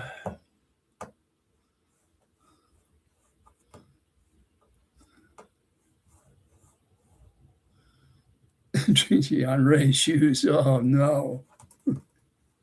You wouldn't want to do that to my shoes. I'm barefooted today.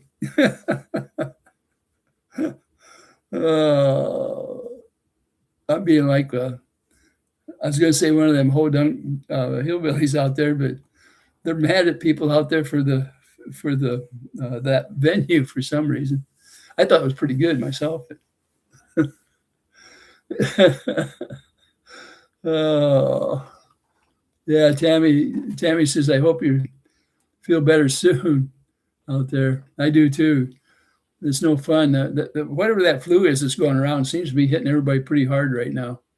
I went in and I had a couple shots here 3 weeks ago, I think it was. And by now you'd think I wouldn't have to catch anything, but oh well. New house almost done unpacking, trying to fit a 4-bedroom home into a 2-bedroom home. Creative planning, must downsize. Spring garage sale items for sure. Miss Lori. The cure for that, Miss Lori, is less rooms, higher ceilings, like the old homes. Some of those that had 12-foot ceilings in them. You take a room, you stack it to the ceiling.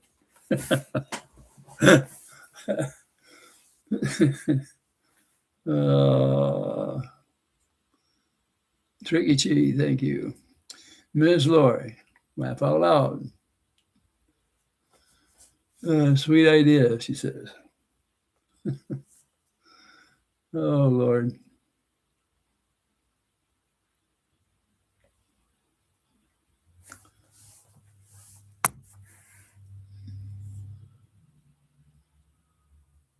What are we all going to do when this whole thing is over?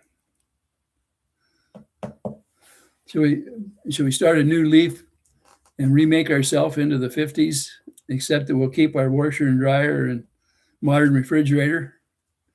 And maybe we can plant some trees in the backyard and share what we've got. Wouldn't that be a eye-opening, wonderful thing to do? Oh, heck.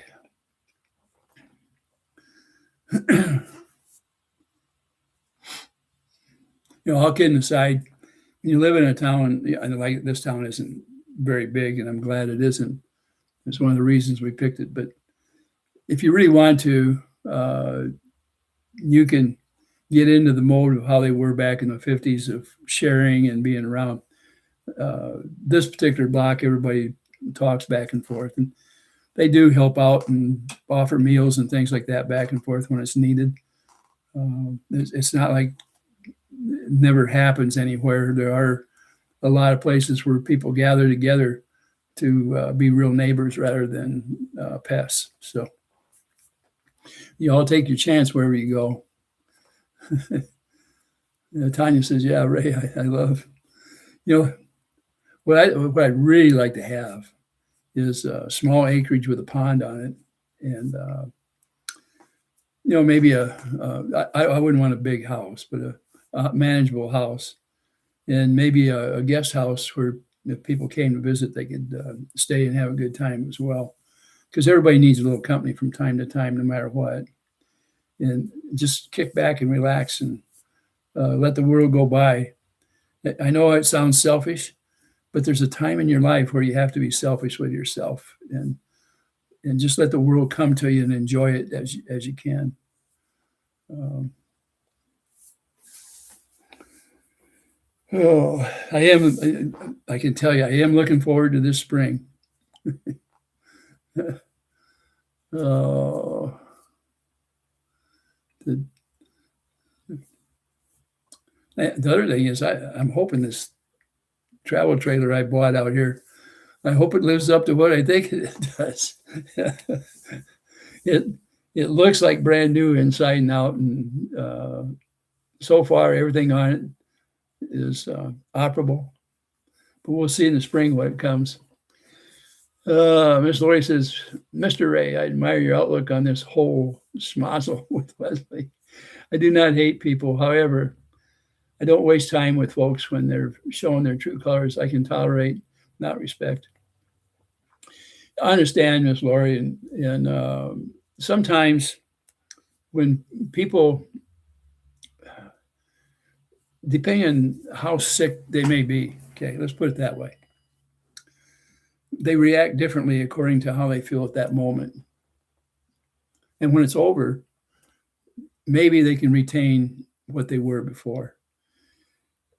Even my wife and I, when we have felt bad, we have lipped off to each other in not the nicest manner in the world, and instantly regretted it and fixed the problem. That's why we lasted so many years. The 17th of February, no, January 17th, this month, will make 63 years. We lasted that whole time.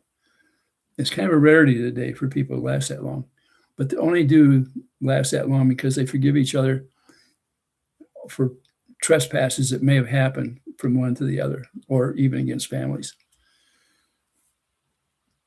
That doesn't mean that you have to say that it's right what they did. Absolutely does not mean that. Absolutely. If I could walk in everybody's shoes, I'd have a different perspective, not only on the block I live in or the world. Sometimes it's a good thing if we try. Other times it's the worst thing we can do. It's kind of like rolling the dice. I would hope that people will forgive me for how I feel sometimes, and that I have the same respect for them that they did me.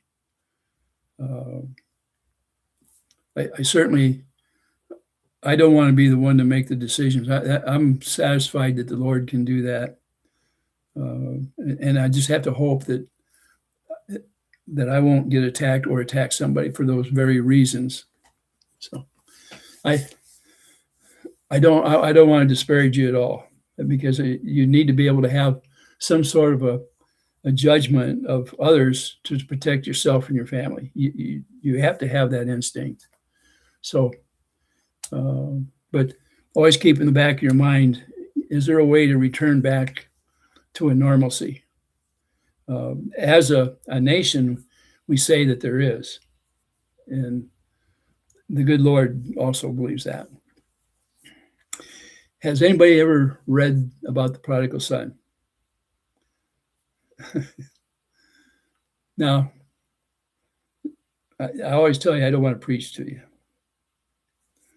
But there's times where you have to almost open the Bible up to make any sense of what's going on in this world, and to justify your actions one way or the other. So I may not be able to tell you where to look. I just know that there's an answer in that book. So that's the best thing I can give you, and hope that you go along with some of it. President Companion says, that's the life I choose, Ray. Have a place in the mountains and a place in this city. Other than a few channels on YouTube, I stay off social media, run with drama and chaos. Not worth it. Yeah, you just have to do things. A lot of it you have to do for yourself to exist in this world and to survive it. I can tell you this: mental anguish can cut deeper than any cut, and can affect you for a longer length of time than anything. It can. It is part of life. And to survive it, We have to learn not to, we don't have to accept it, but to be able to look past it into the future. That's the only thing I could say. I wish I could prescribe it. Every instance is different, and each individual is. And so we have to look at it from a different perspective. I couldn't no more tell you what's right or wrong than the man in the moon when it comes to instances of what somebody does to another person, for or against. I know I don't like it when somebody goes against me. And there was a day where it was instant retaliation. And I'm glad those days are over. My nose is pretty soft over some of those instances. John says, I'm going on a cruise. Well, John, do you know that they found one of those pieces of paper with the cruise line that apparently we either own it or we've booked it? Was out there on the internet. So, and all this time, I thought you were going to be the director, John. So if you're going to go, you still need to let us know when. Let's see. Miss Lori says, Japanese culture has a thing where husband and wife, sit in a room just quiet. No mean words spoken, while emotional. In the quiet, they can and do resolve. Yes. I think that works fine. With me, it's usually a deep breath and let it out slow and let your head get a little dizzy, and you'll feel just fine. Staying away from the negative. Some can't do that every day, but making the choice to keep away from the garbage helps with sanity. I'd have to agree with you on that. If you're around bad things, it's going to rub off on you. You can't help it. It does. Just us involved with this thing in Otter Creek has affected our lives, the way we think and the way we think of each other. There's a couple of people that were good friends out there over a year ago.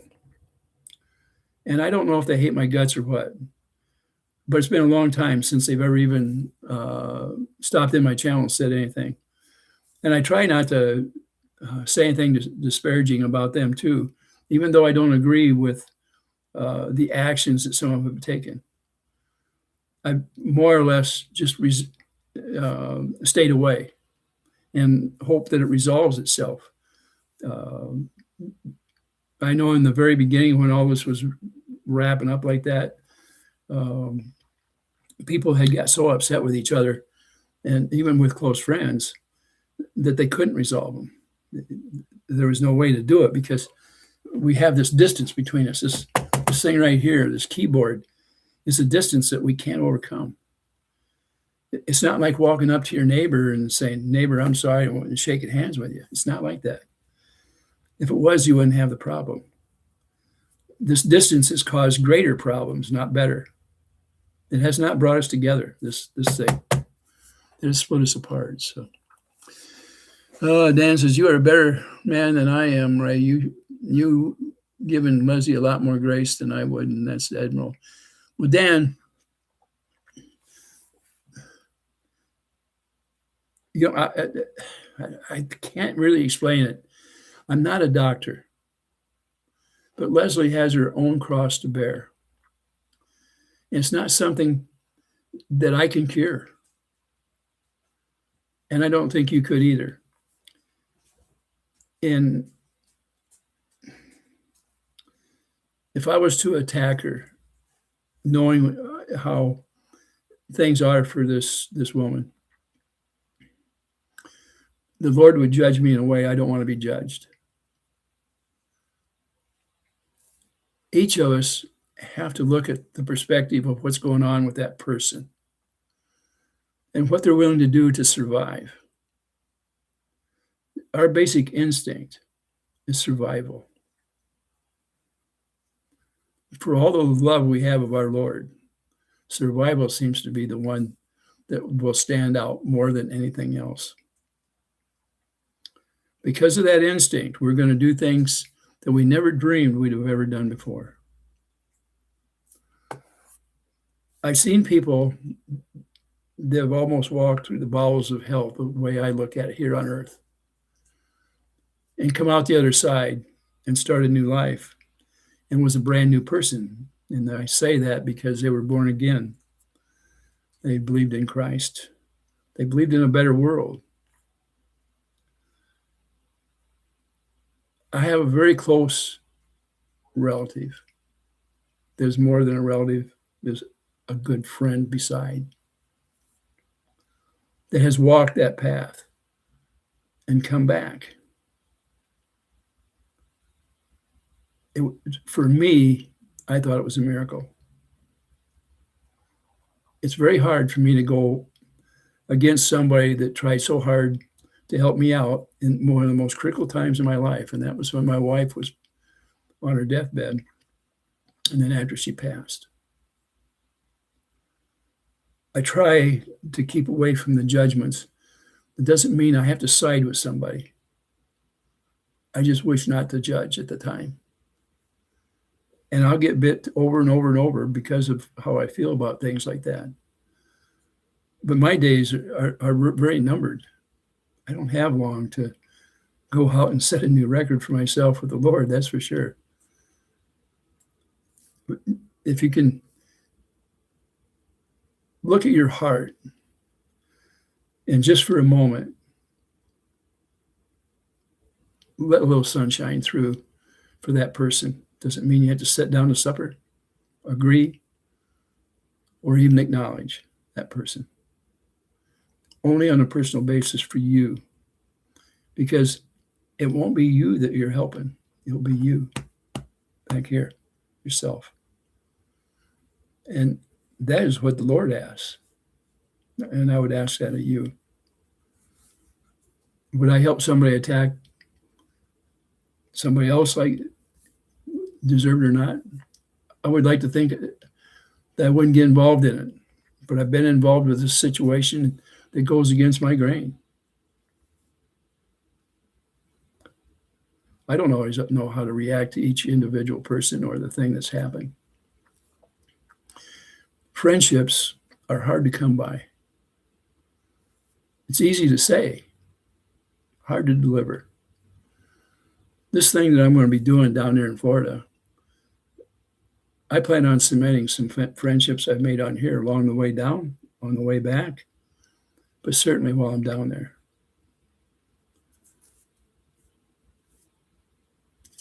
I think we all have a lot of things to do over the next 6 months or a year. I'm going to do everything I can to get some of the negative things out of my mind. It has been tough, really tough this last year. And I'm trying to make a better year out of it. And if I can help you make a better year out of it, I'm there for you. Oh, heck. Personal attacks are rarely worth the damage. The damages are against ourselves. I can't. I'm telling you how you should act, and yet I haven't acted in the same manner. Because my instinct is to immediately attack somebody when they attack me. That's what is in instantly. I can't help it, and I know you can't help it either. Sometimes I have to take a long thought about the journey I'm about to take. It's not always right. I make as many enemies as friends in the things, the decisions I make, without a doubt. She's talked very openly about her bipolar journey with her knowledge. She has to set limits, boundaries for herself instead of reacting with it as an excuse for bad behavior. Miss Laurie, I understand that 100%. The bipolar itself, a person, whether they're on the up or down, they do know the right from wrong, but they can't always control it. There is a chemical imbalance. If you want to look at it from a scientific reason, and during that time, whether it's peak or the bottom, there's a time where there's a complete self-loss of the person and the personality. If you don't believe me, go to any psychiatrist and they will tell you the same thing. During that cycle, the complete loss somewhere in here, whether it's top or bottom. is a reality for that person. It's hard for them to recover from that when it happens. I've seen it. I'm not a doctor. I don't know how to cure it. Hopefully, I never experience it for myself. But I would hope there's a safe haven. Okay, I know there's a safe haven for a person that can be offered, not to go along with them, but to give them a place to land. That's all. Tammy, what beautiful Afghans that you made for the extravaganza. My wife made some over the course of years. I'll have to get them out and show them to you guys. Let's see. Miss Lori, agree. The memorial thing is something you just do not do, period. That happening about the memorial, I would be literally scared to have removed something like that, especially repeatedly, talk about it, and damage it over and over. And if I was involved in tearing something like that up, I certainly would never talk about it. That is something I don't think the Lord is going to forgive very easily. That memorial meant a lot. And it's been drug out for about a year now. I think it was pretty shitty myself. Oh, let's see. Helen says, Tricky, you are so right. Thank you, Ray. I'm damn sure trying. Miss Lori, 100% Ray. Get that too. Only love prevails. It's a constant struggle to keep those straight myself. Do you realize, Miss Lori, that have you ever been married? I see you say Miss Lori, but is it Mrs.? If it is, if you've been married, then you know that hate and love ride the same line. And it doesn't take very long to get on the wrong side of that line. It's what makes a marriage last or a love last is being able to put up with each other and understanding when it's that up and down is normal life, and that you can suck it back together and go on with the thing called forgiveness. That's what it is. It doesn't mean you have to forget forgiveness. So Miss Laura says, I get that too. Only love prevails. It's a constant struggle to keep those straight myself. Yippers, exactly. Okay. You know what Bearded does? I don't know if he's still in here. He kind of got after me a long time ago. And he said, well, I guess we just have to agree to disagree. And we do on a regular basis. We both disagree with each other. We don't jump each other's throats or anything. We just say a couple of words and go our way. I wish everybody could do the same thing. Now, we don't attack each other's integrity. We just have different opinion. Got to run. My favorite peeps. Have a wonderful day and do something nice, even if it's for you. Do something nice. Well, Tanya, thank you so much. You did something nice by telling me that. Nine Chins, I didn't see you in here. I'm sorry. I must have missed you somehow. I should have said hi earlier. Miss Rice says, I'm single now, forgave the past, and I'm enjoying my life now completely.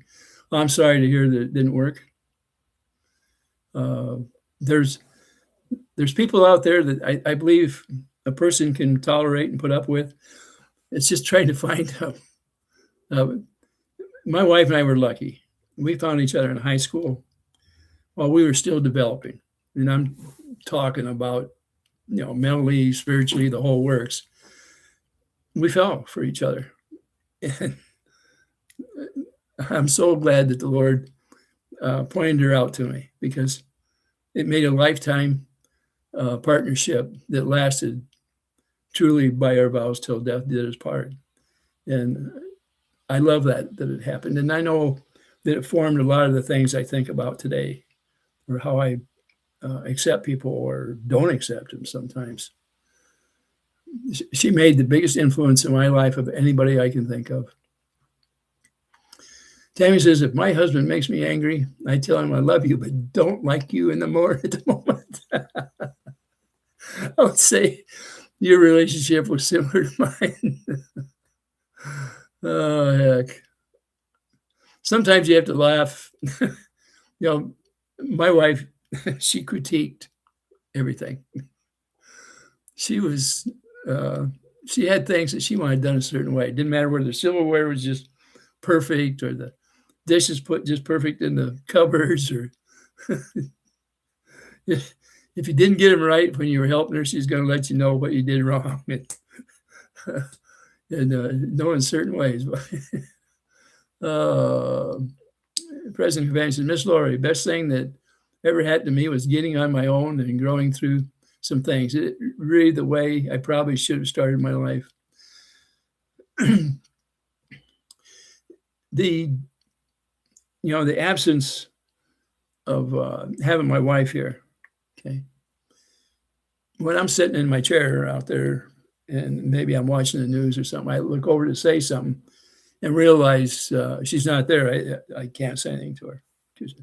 I can think, because my wife will hear my thoughts in heaven with the good Lord, and I can talk to my pup and hope that nobody hears me that's a neighbor, because I don't want to end up in a white jacket, because that's what they're going to think is wrong with me.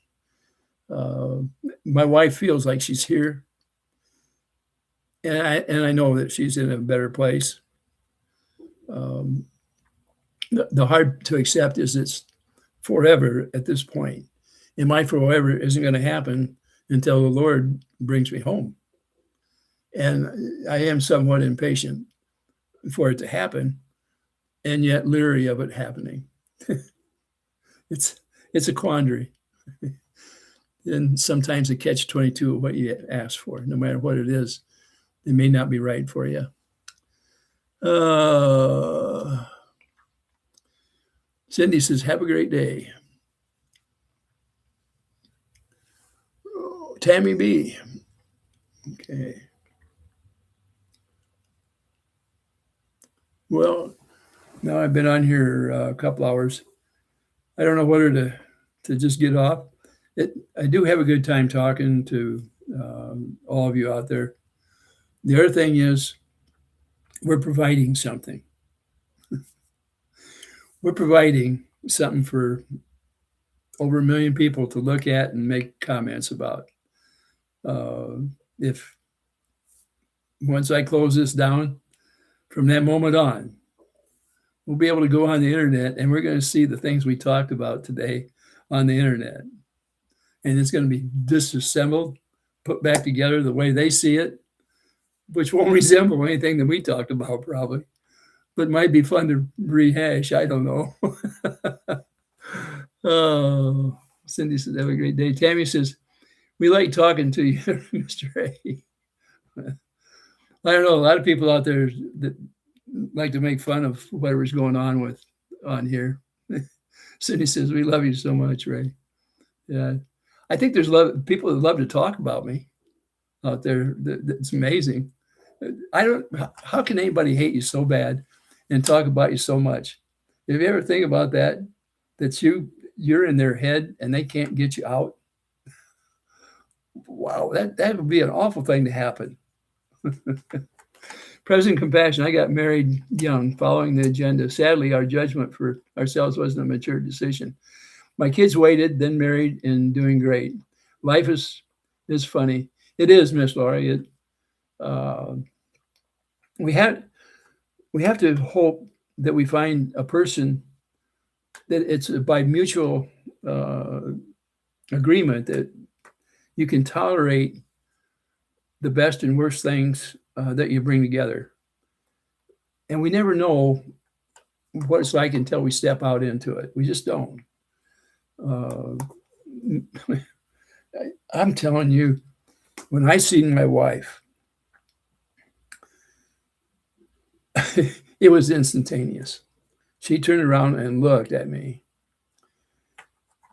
And I just I couldn't hardly talk. A friend of mine introduced me to her immediately.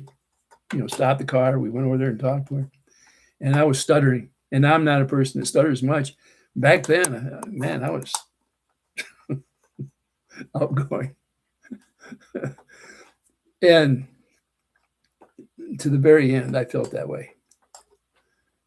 It was there. I don't know. Maybe it was magic. I think the Lord said, Ray, make the best of it you can because that's all you're going to get. I don't know. And I say that jokingly. I truly love my wife, and I can't imagine anybody else that could have took her place. Ray, you have more people that love you than hate you. Haters will be haters. Thank you, Cindy. And I wish that was true. But I can tell you for a fact, if you were to go to the channels that talk on here, there's more negative comments in there than people I have even coming into my channel on any one of them. That it is horrendous, the amount that's out there. Most of it, I just stay away from. Once in a while, somebody will say, look, did you know that people said this about you? An untruth of some kind. And it makes you feel bad momentarily until you realize who it is that said it. But there's people that hate just to hate. And apparently I give them good reason to. I'm in that age bracket. I make that controversial things out there. I misstep if I say something wrong. All these things that make imperfection a part of your life, it's called out continuously. Ray's mad because you said this, or Ray got upset over something else, and it's like, oh wow, does that make me normal? Where do I fit in this scope of things in life out here? What makes me different than the one that's calling me out? But let's see. Strictly says, my son is 21 and plans on marrying his girlfriend as soon as she graduates. They are each first for both. It's so sweet. I'm so glad for him. And I wish them all the best in the world. If they take it seriously, it'll last a lifetime. When a lot of people, I tell them, when they're so mad at their spouse, they can't talk and can't sit down and reason it out.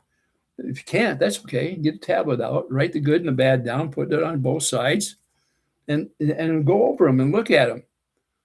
And I'm not saying exchange that with the other person, because there's no sense of making the wound fester by saying, I hate this about you. I only want it for you to review, okay? Not for your spouse. Look at it and say, oh my goodness, I almost forgot how much I loved her over this, or him over this. It is medicine for yourself. The only thing I would say is when it's all done, tear it up and burn it, because you're going to say some things out there you don't want heard because they're personal. Then they'll hurt that other person. They say honest is the best way, but not with a loved one. You don't want to tell them that you hate them because of something out there. Because if it's that personal, it'll bother them the rest of their life, and they're going to just think about it all the time. Don't do that to them. Okay? Be good to them. Take that thing and bury it because you love them. Not because you want them to know how bad you hate it. Don't do that. I loved everything about my wife, and if I had her back, I'd have treated her better.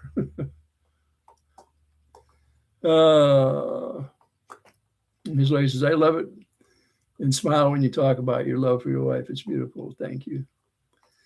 There's no other way I could talk about her. She made me what I am, without a doubt. That we were so young. She was a guiding light. Tricky Cheese says, love you, Ray. I lost my fiance in 2006 to a brain aneurysm, and it happened so fast.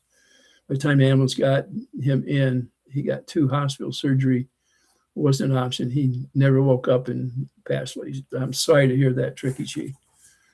I'm going to tell you a little story about a neighbor. Him and his wife had a love for each other that lasted till the day they passed. His wife had an aneurysm, and they thought she was going to pass away more than once, in the hospital. And had to undergo surgeries and stuff. And she lived, but she was paralyzed on one side. It was hard for her to talk. But the Lord gave him the chance to be able to take care of her for not just a year. It was over 10 years. They were up there getting right into retirement age. And you know how hard it can be when you're up there in age having to take care of a person that might have some health issues, especially physical, because it's so hard to get somebody from one place to another, take them to appointments, because you end up with a lot of doctor appointments when you have those problems. Then he ended up with COPD. And him and I talk back and forth on a regular basis. We both had the same problem. And at one time, we had the same lung capacity. When I met him, he was still smoking. Now, and he drank a little bit, and nothing wrong with that. But the smoking was pulling him down faster than I was, because I hadn't smoked since '87. And the reason I didn't drink, mainly, I think, and I quit, I don't even know when I quit, but anyway, one of the reasons, because I thought maybe might not wake up. I have sleep apnea and COPD, and the combination makes it very hard for me to get a good night's sleep and not stop breathing, quite frankly. So he's gone, and so is she. But they lived a lot of years because their love for each other and taking care of each other was till that moment that neither one of them was able to go on. They were given all that time by the Lord to be with each other, even though they couldn't do the same things they could before they got sick. Even after they both were in that situation, they had a place in Florida. They went down there in the wintertime and would come back up here in the summertime. It was a love that lasts a lifetime. So I know it exists in a lot of people. And they were given a handicap that's hard to handle. Can you imagine if your partner is down where you have to help them do everything? And you spend all those years.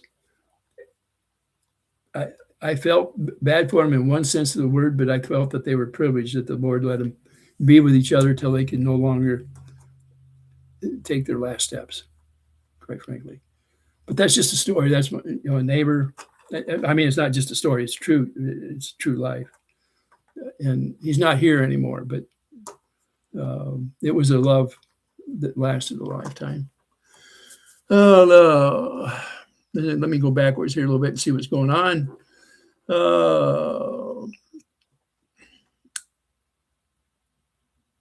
Buddhist monks even state they could not achieve their spiritual achievements if they had chosen marriage. They respect the challenge and beauty of marriage when it works.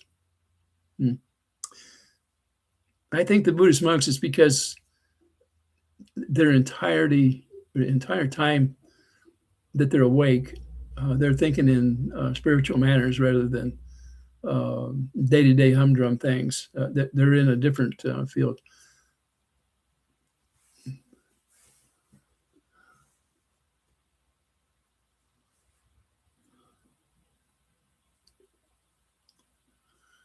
Oh, Tricky says, I now have another relationship, a wonderful hubby, but can be a butt sometimes.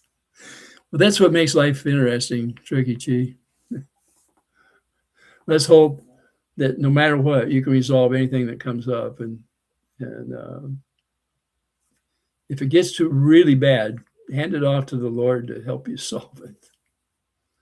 My wife had to do that many a time. Ray, how do you feel that Travis is over by the memorial clearing the land so he can put more disrespectful things up to hurt the family as I'm writing this?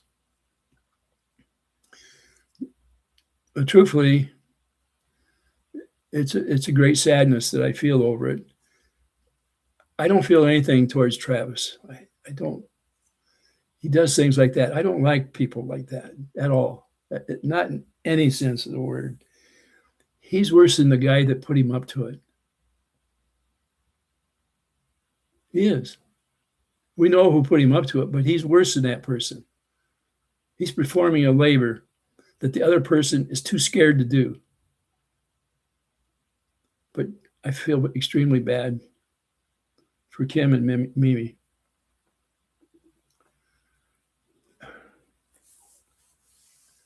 All we can do, John, is pray for that family. And I hope everybody else does too. This scenario has gone on for a year, and these people, they're running salt in the wound. There is nothing, absolutely nothing, that can justify that action by anybody that participates in it. Anybody that can say a Christian would have absolutely anything to do with that.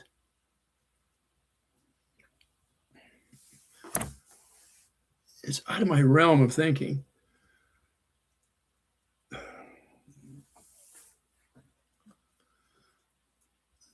John, I'm sorry you have to even see some desecration like that anywhere near your property. It's sick. I'll have to say that the disrespect is way beyond reason. Absolutely.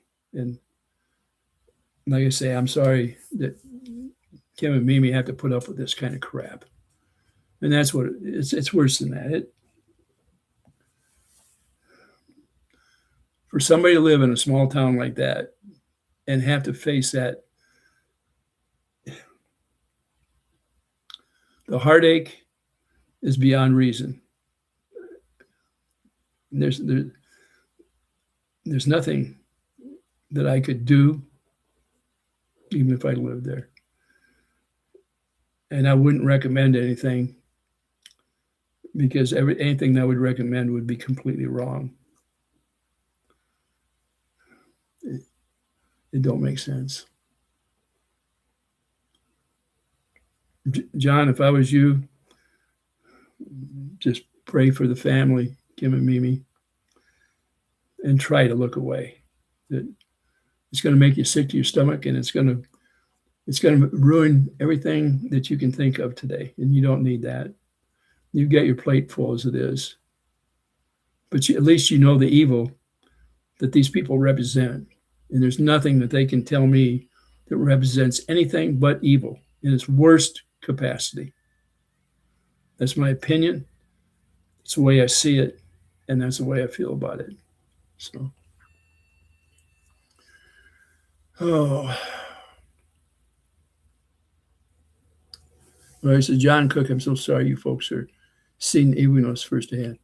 Staying in the love light, you folks are being so challenged, it must be so frustrating. Hang in there. Miss Lori, John Cook, you should record them. There's cameras on that over there, everybody. Just to let you know, there's cameras on it.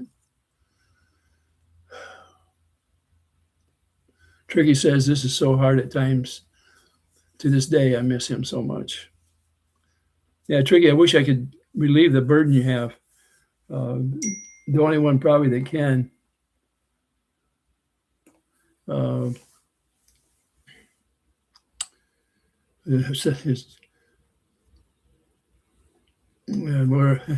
Strictly says, Miss Lori, definitely I would have a hard time raging, but they are attempting to trigger all of you. They want a reaction. They need a reaction, so they have something to talk about.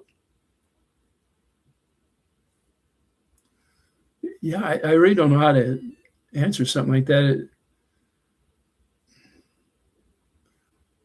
How can you get any lower than doing something like that?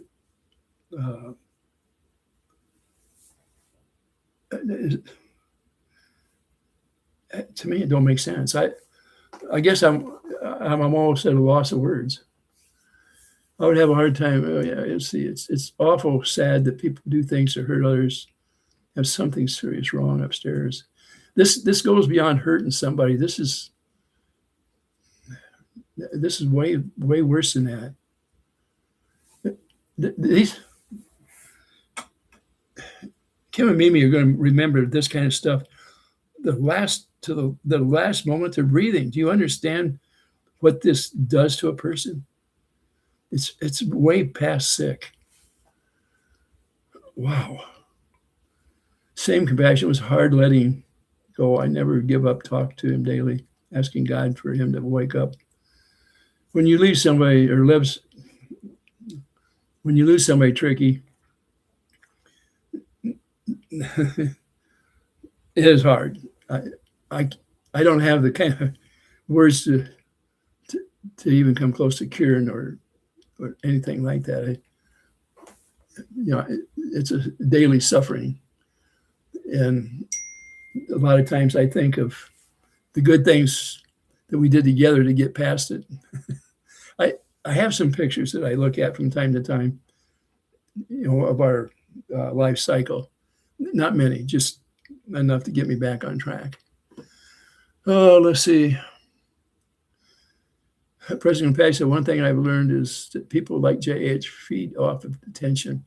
That is why he does everything.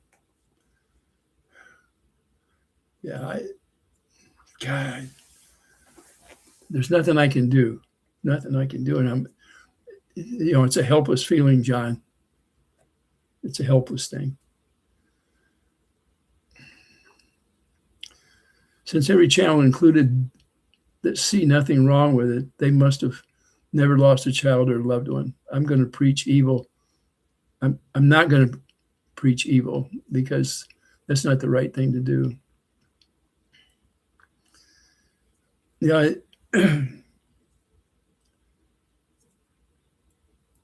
parents weren't put here to bury their children. And when that happens, it takes something out that can never be replaced.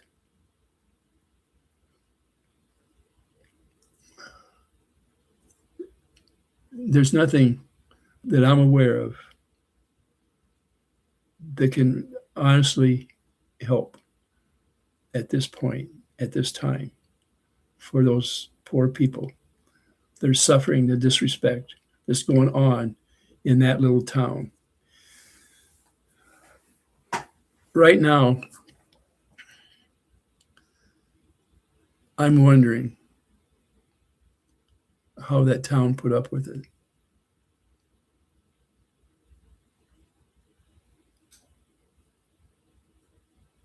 It's strange.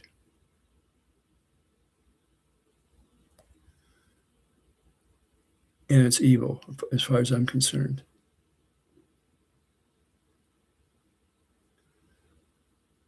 And the people that are involved in it are from another town. They're doing this. They weren't born and raised there. They have no skin in the game. What other reason can even come close to justifying what's going on? This absolutely does not make sense in any shape at all.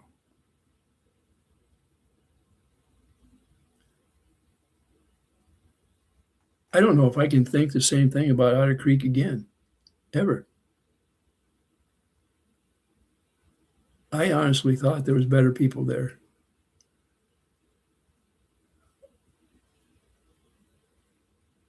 I hope the Lord forgives me on how I feel about it. It's going to take some time for me to get. I never thought it would come this far.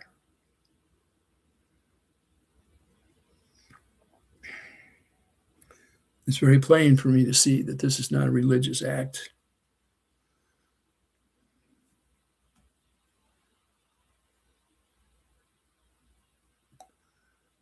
I don't know if I can ever think of Otter Creek in the same manner again. I don't know how that evil is going to manifest itself, whether it's going to spread or whether it's spread so far now that it can't go back. But there's something wrong where the town has put up with that. And that's just my opinion. That's how I see it.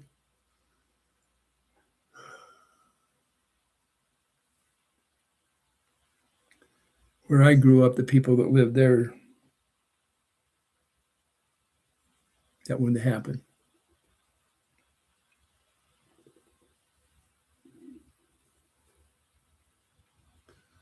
Something like that wouldn't have happened in this block.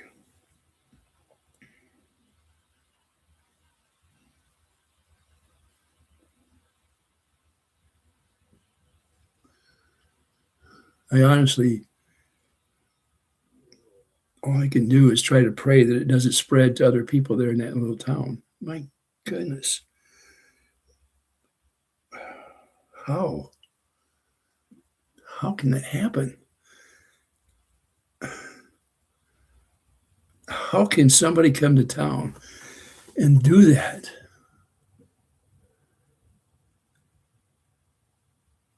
I would have never thought they would get that far. I thought it was just a one-person thing. This is being allowed to happen and fester and go on. Did you guys realize that the town there is going to be remembered for that kind of stuff?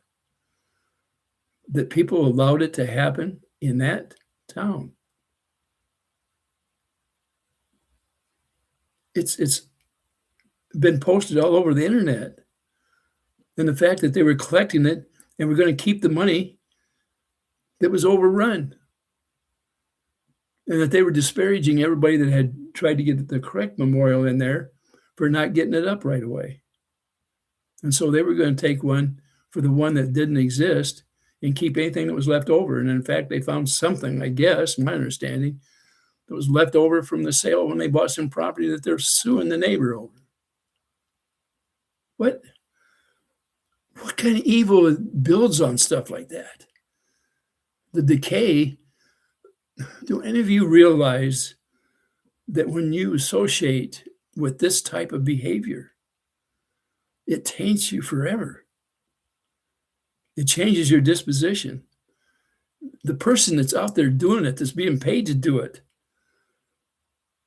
ranks up there with the guy that kissed Jesus Christ to identify him in front of the Romans, that betrayed the Savior of our Christianity, of the Savior that gives us eternal life. That's the type of person that's out there doing that. In my look as a Christian, that's how I feel. This is terrible. Awful.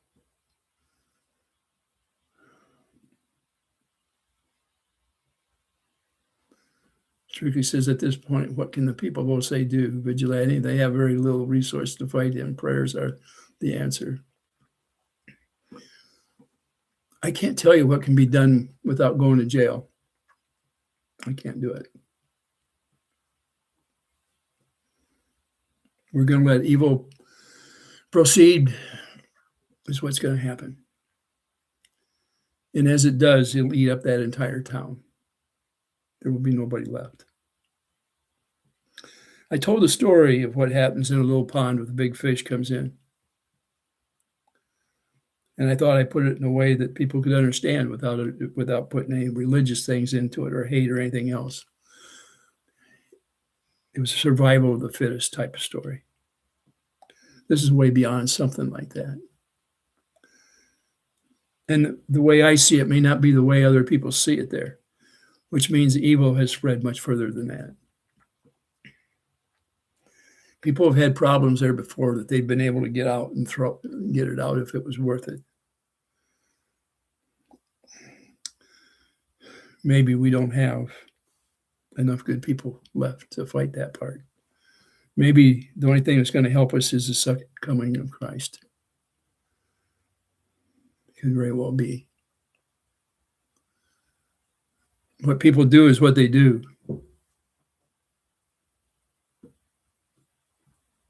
I have to be careful what I say because no matter how I feel about it or how righteous I may be or think I am, the moral laws of the Lord on this earth don't supersede the laws of the land. I feel sorry for mankind that they've written laws to the extent that things like this can happen. Separation of church and state has not worked out for mankind at this point in this small town, where you'd have thought the safety was in the numbers of the people there because they're related to each other. But we all know some of these people by the way their works. And yet we welcome them in. We've had other people from out of town come in there and be agitating in the worst way. And those that came in and tried to help have been attacked by the very people that they tried to help out. That bespeaks of evil itself, that may have progressed a lot further than what we thought.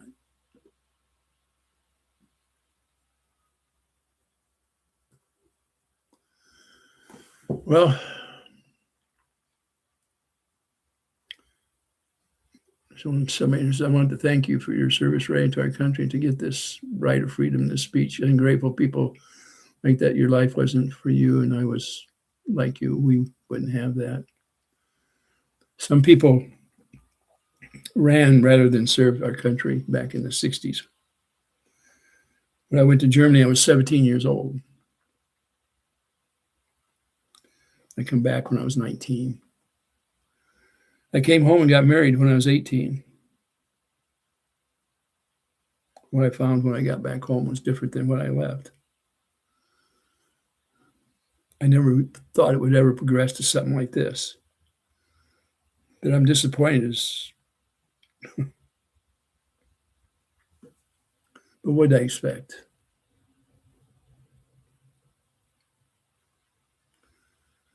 These same people are doing everything they can to stop anybody that has any decency at all.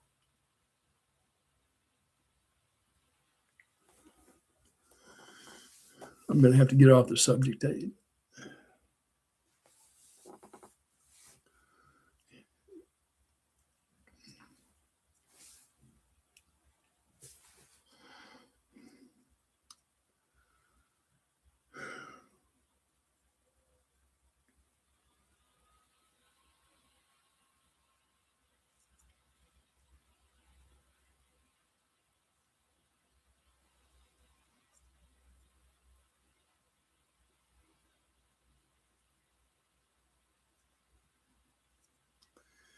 Yeah, when this scenario is over, and I pray that the Lord brings this whole thing to an end soon.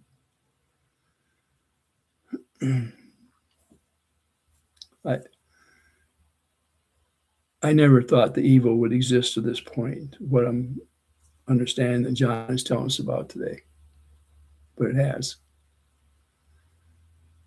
There's no justification at all in any shape or form of the things that are going on in that little town right now.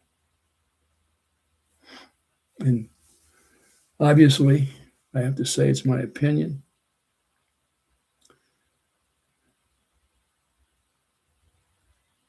Because of the things that we have to follow.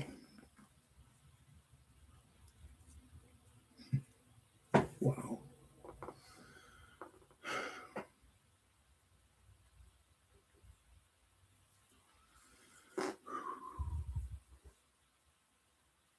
You know, what gets me out here, everybody out there for right now, we were kind of having some fun back and forth here. And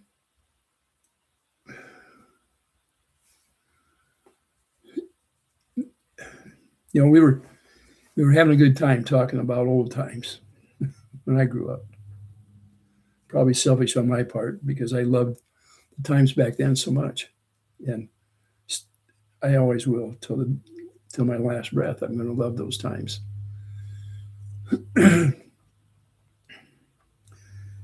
It's nice going into retirement because you can act like a kid. You know, your responsibilities are lessened from what they were before. You can spoil grandkids and great grandkids with impunity and laugh about it when you go home. Payback to the kids.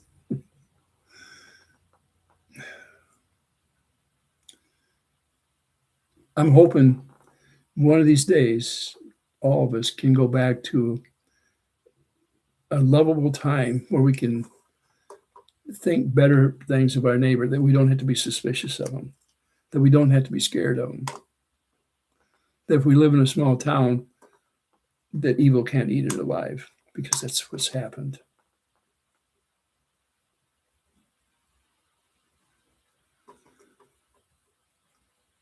I know one thing. After today, I'll have a hard time thinking about this town and what's happened to it and what's happening the way I would have thought about it a year or two ago. And you know what's the worst thing out of the whole thing? The people in town didn't cause this. People come from other places to the town. And in my mind, they destroyed the basic values of the people who are there.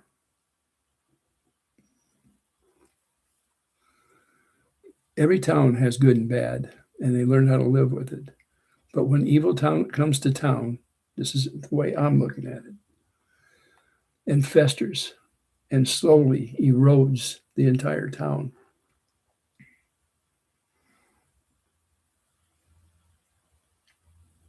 What you're seeing there, they're putting a street and a disremembrance in there that is going to haunt Kim and Mimi forever.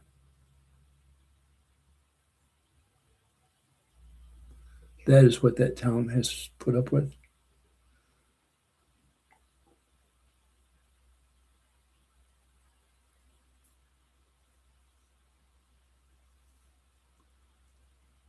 I guess the good old boy club that existed in Otter Creek wasn't good enough for people that come from elsewhere. And it was all right to destroy things and bring this to that town, that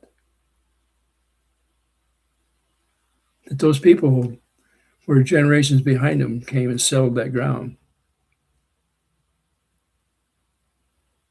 have lost to the evil that come from out of town. That's what I see. That's what I see.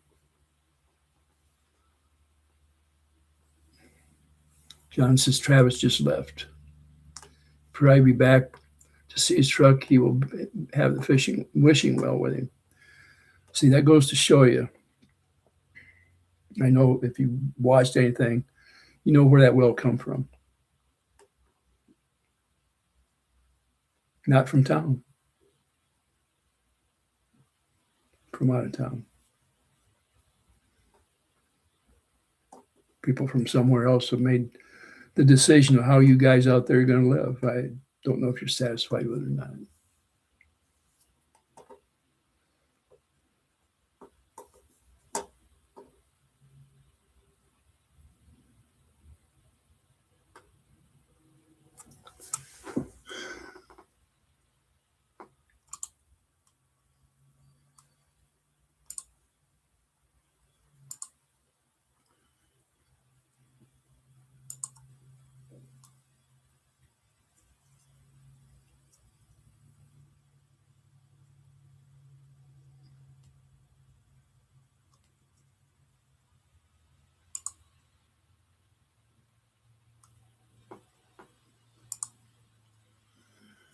There you go, Tricky Chi. You're a mod.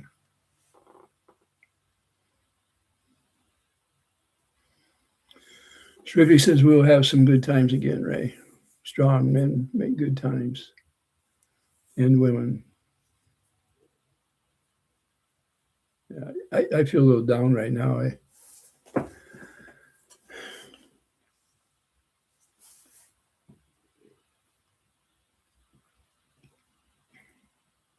I hope you guys realize that that's a good family that's being attacked at this moment.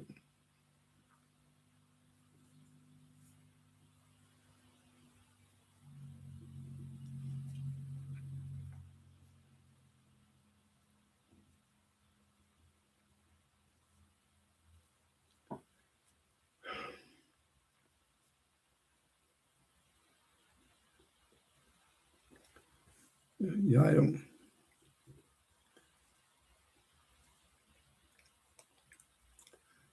Yeah.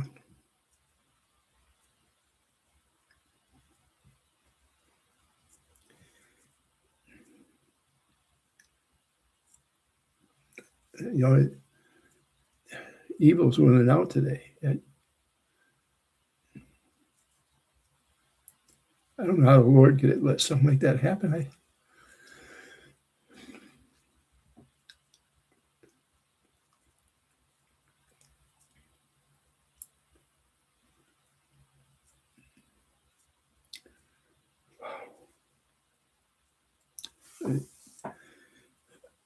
think I'm going to get off right now. I just can't. I've had so much on my plate lately that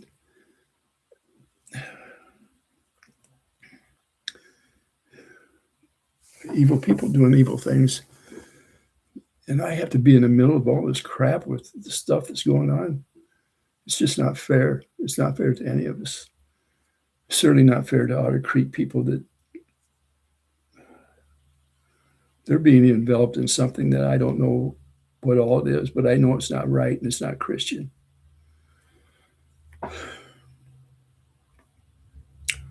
I'll talk to you later. I'm going to end this. This is just not, it's not right. It's not right in any sense of the word. Wow. I'll try to get on when I'm in a little better control of my facilities, but this is awful. This much evil in one little place is just too much. The way I see it, I don't see a good ending. Thank you for praying. We need to pray for all those people right now, to those people that they come out of this. What's happening in that town isn't actually happening to me. It's just the people that are involved with the stuff that I've had to fight through are doing this to that little town. I don't know how far this evil is going to grow, but it is awful. I don't want to watch this kind of shit anymore. Not those people that are involved with that. Not that that family does not deserve this treatment. And if they let,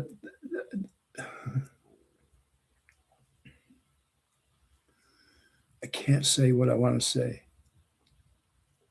I'll end up in jail. All I can do is think about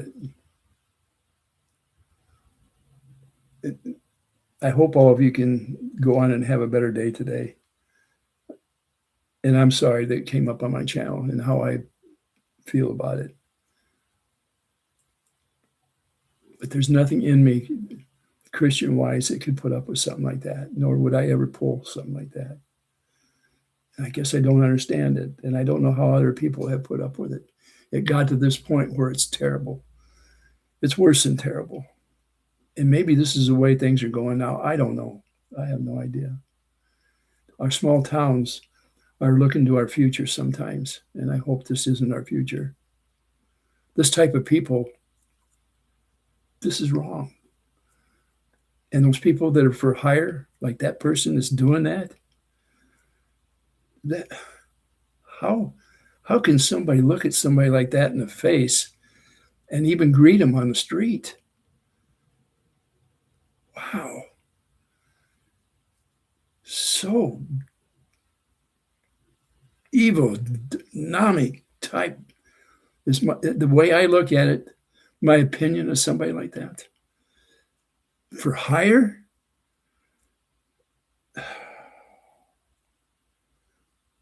Making a living. Oh.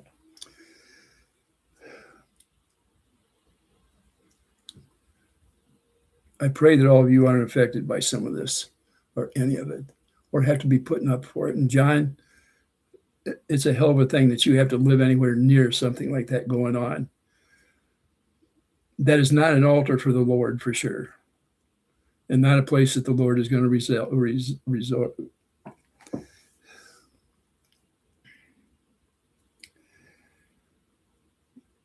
What this man is doing and what he's done on those properties in that town, an out-of-towner doing this to you guys, I'm sorry for that anything like this is going on, but my opinion is this: it's not a way to conduct yourself.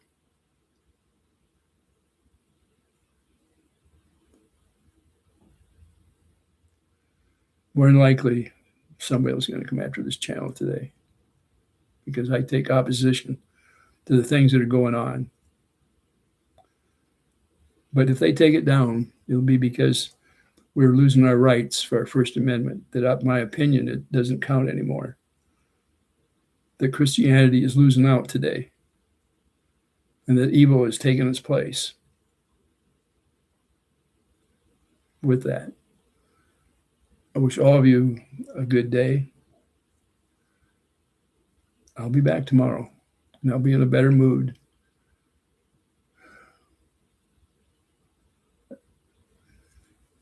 Please have a better day than what we've ended up with today. It started out so good today. And then to have something like this come along. John says, I'm sorry if I brought you down, Ray. No, it's better that I said something out there about it now. What they're doing is evil. There's nothing that you can describe that can describe it in any other way. Nothing.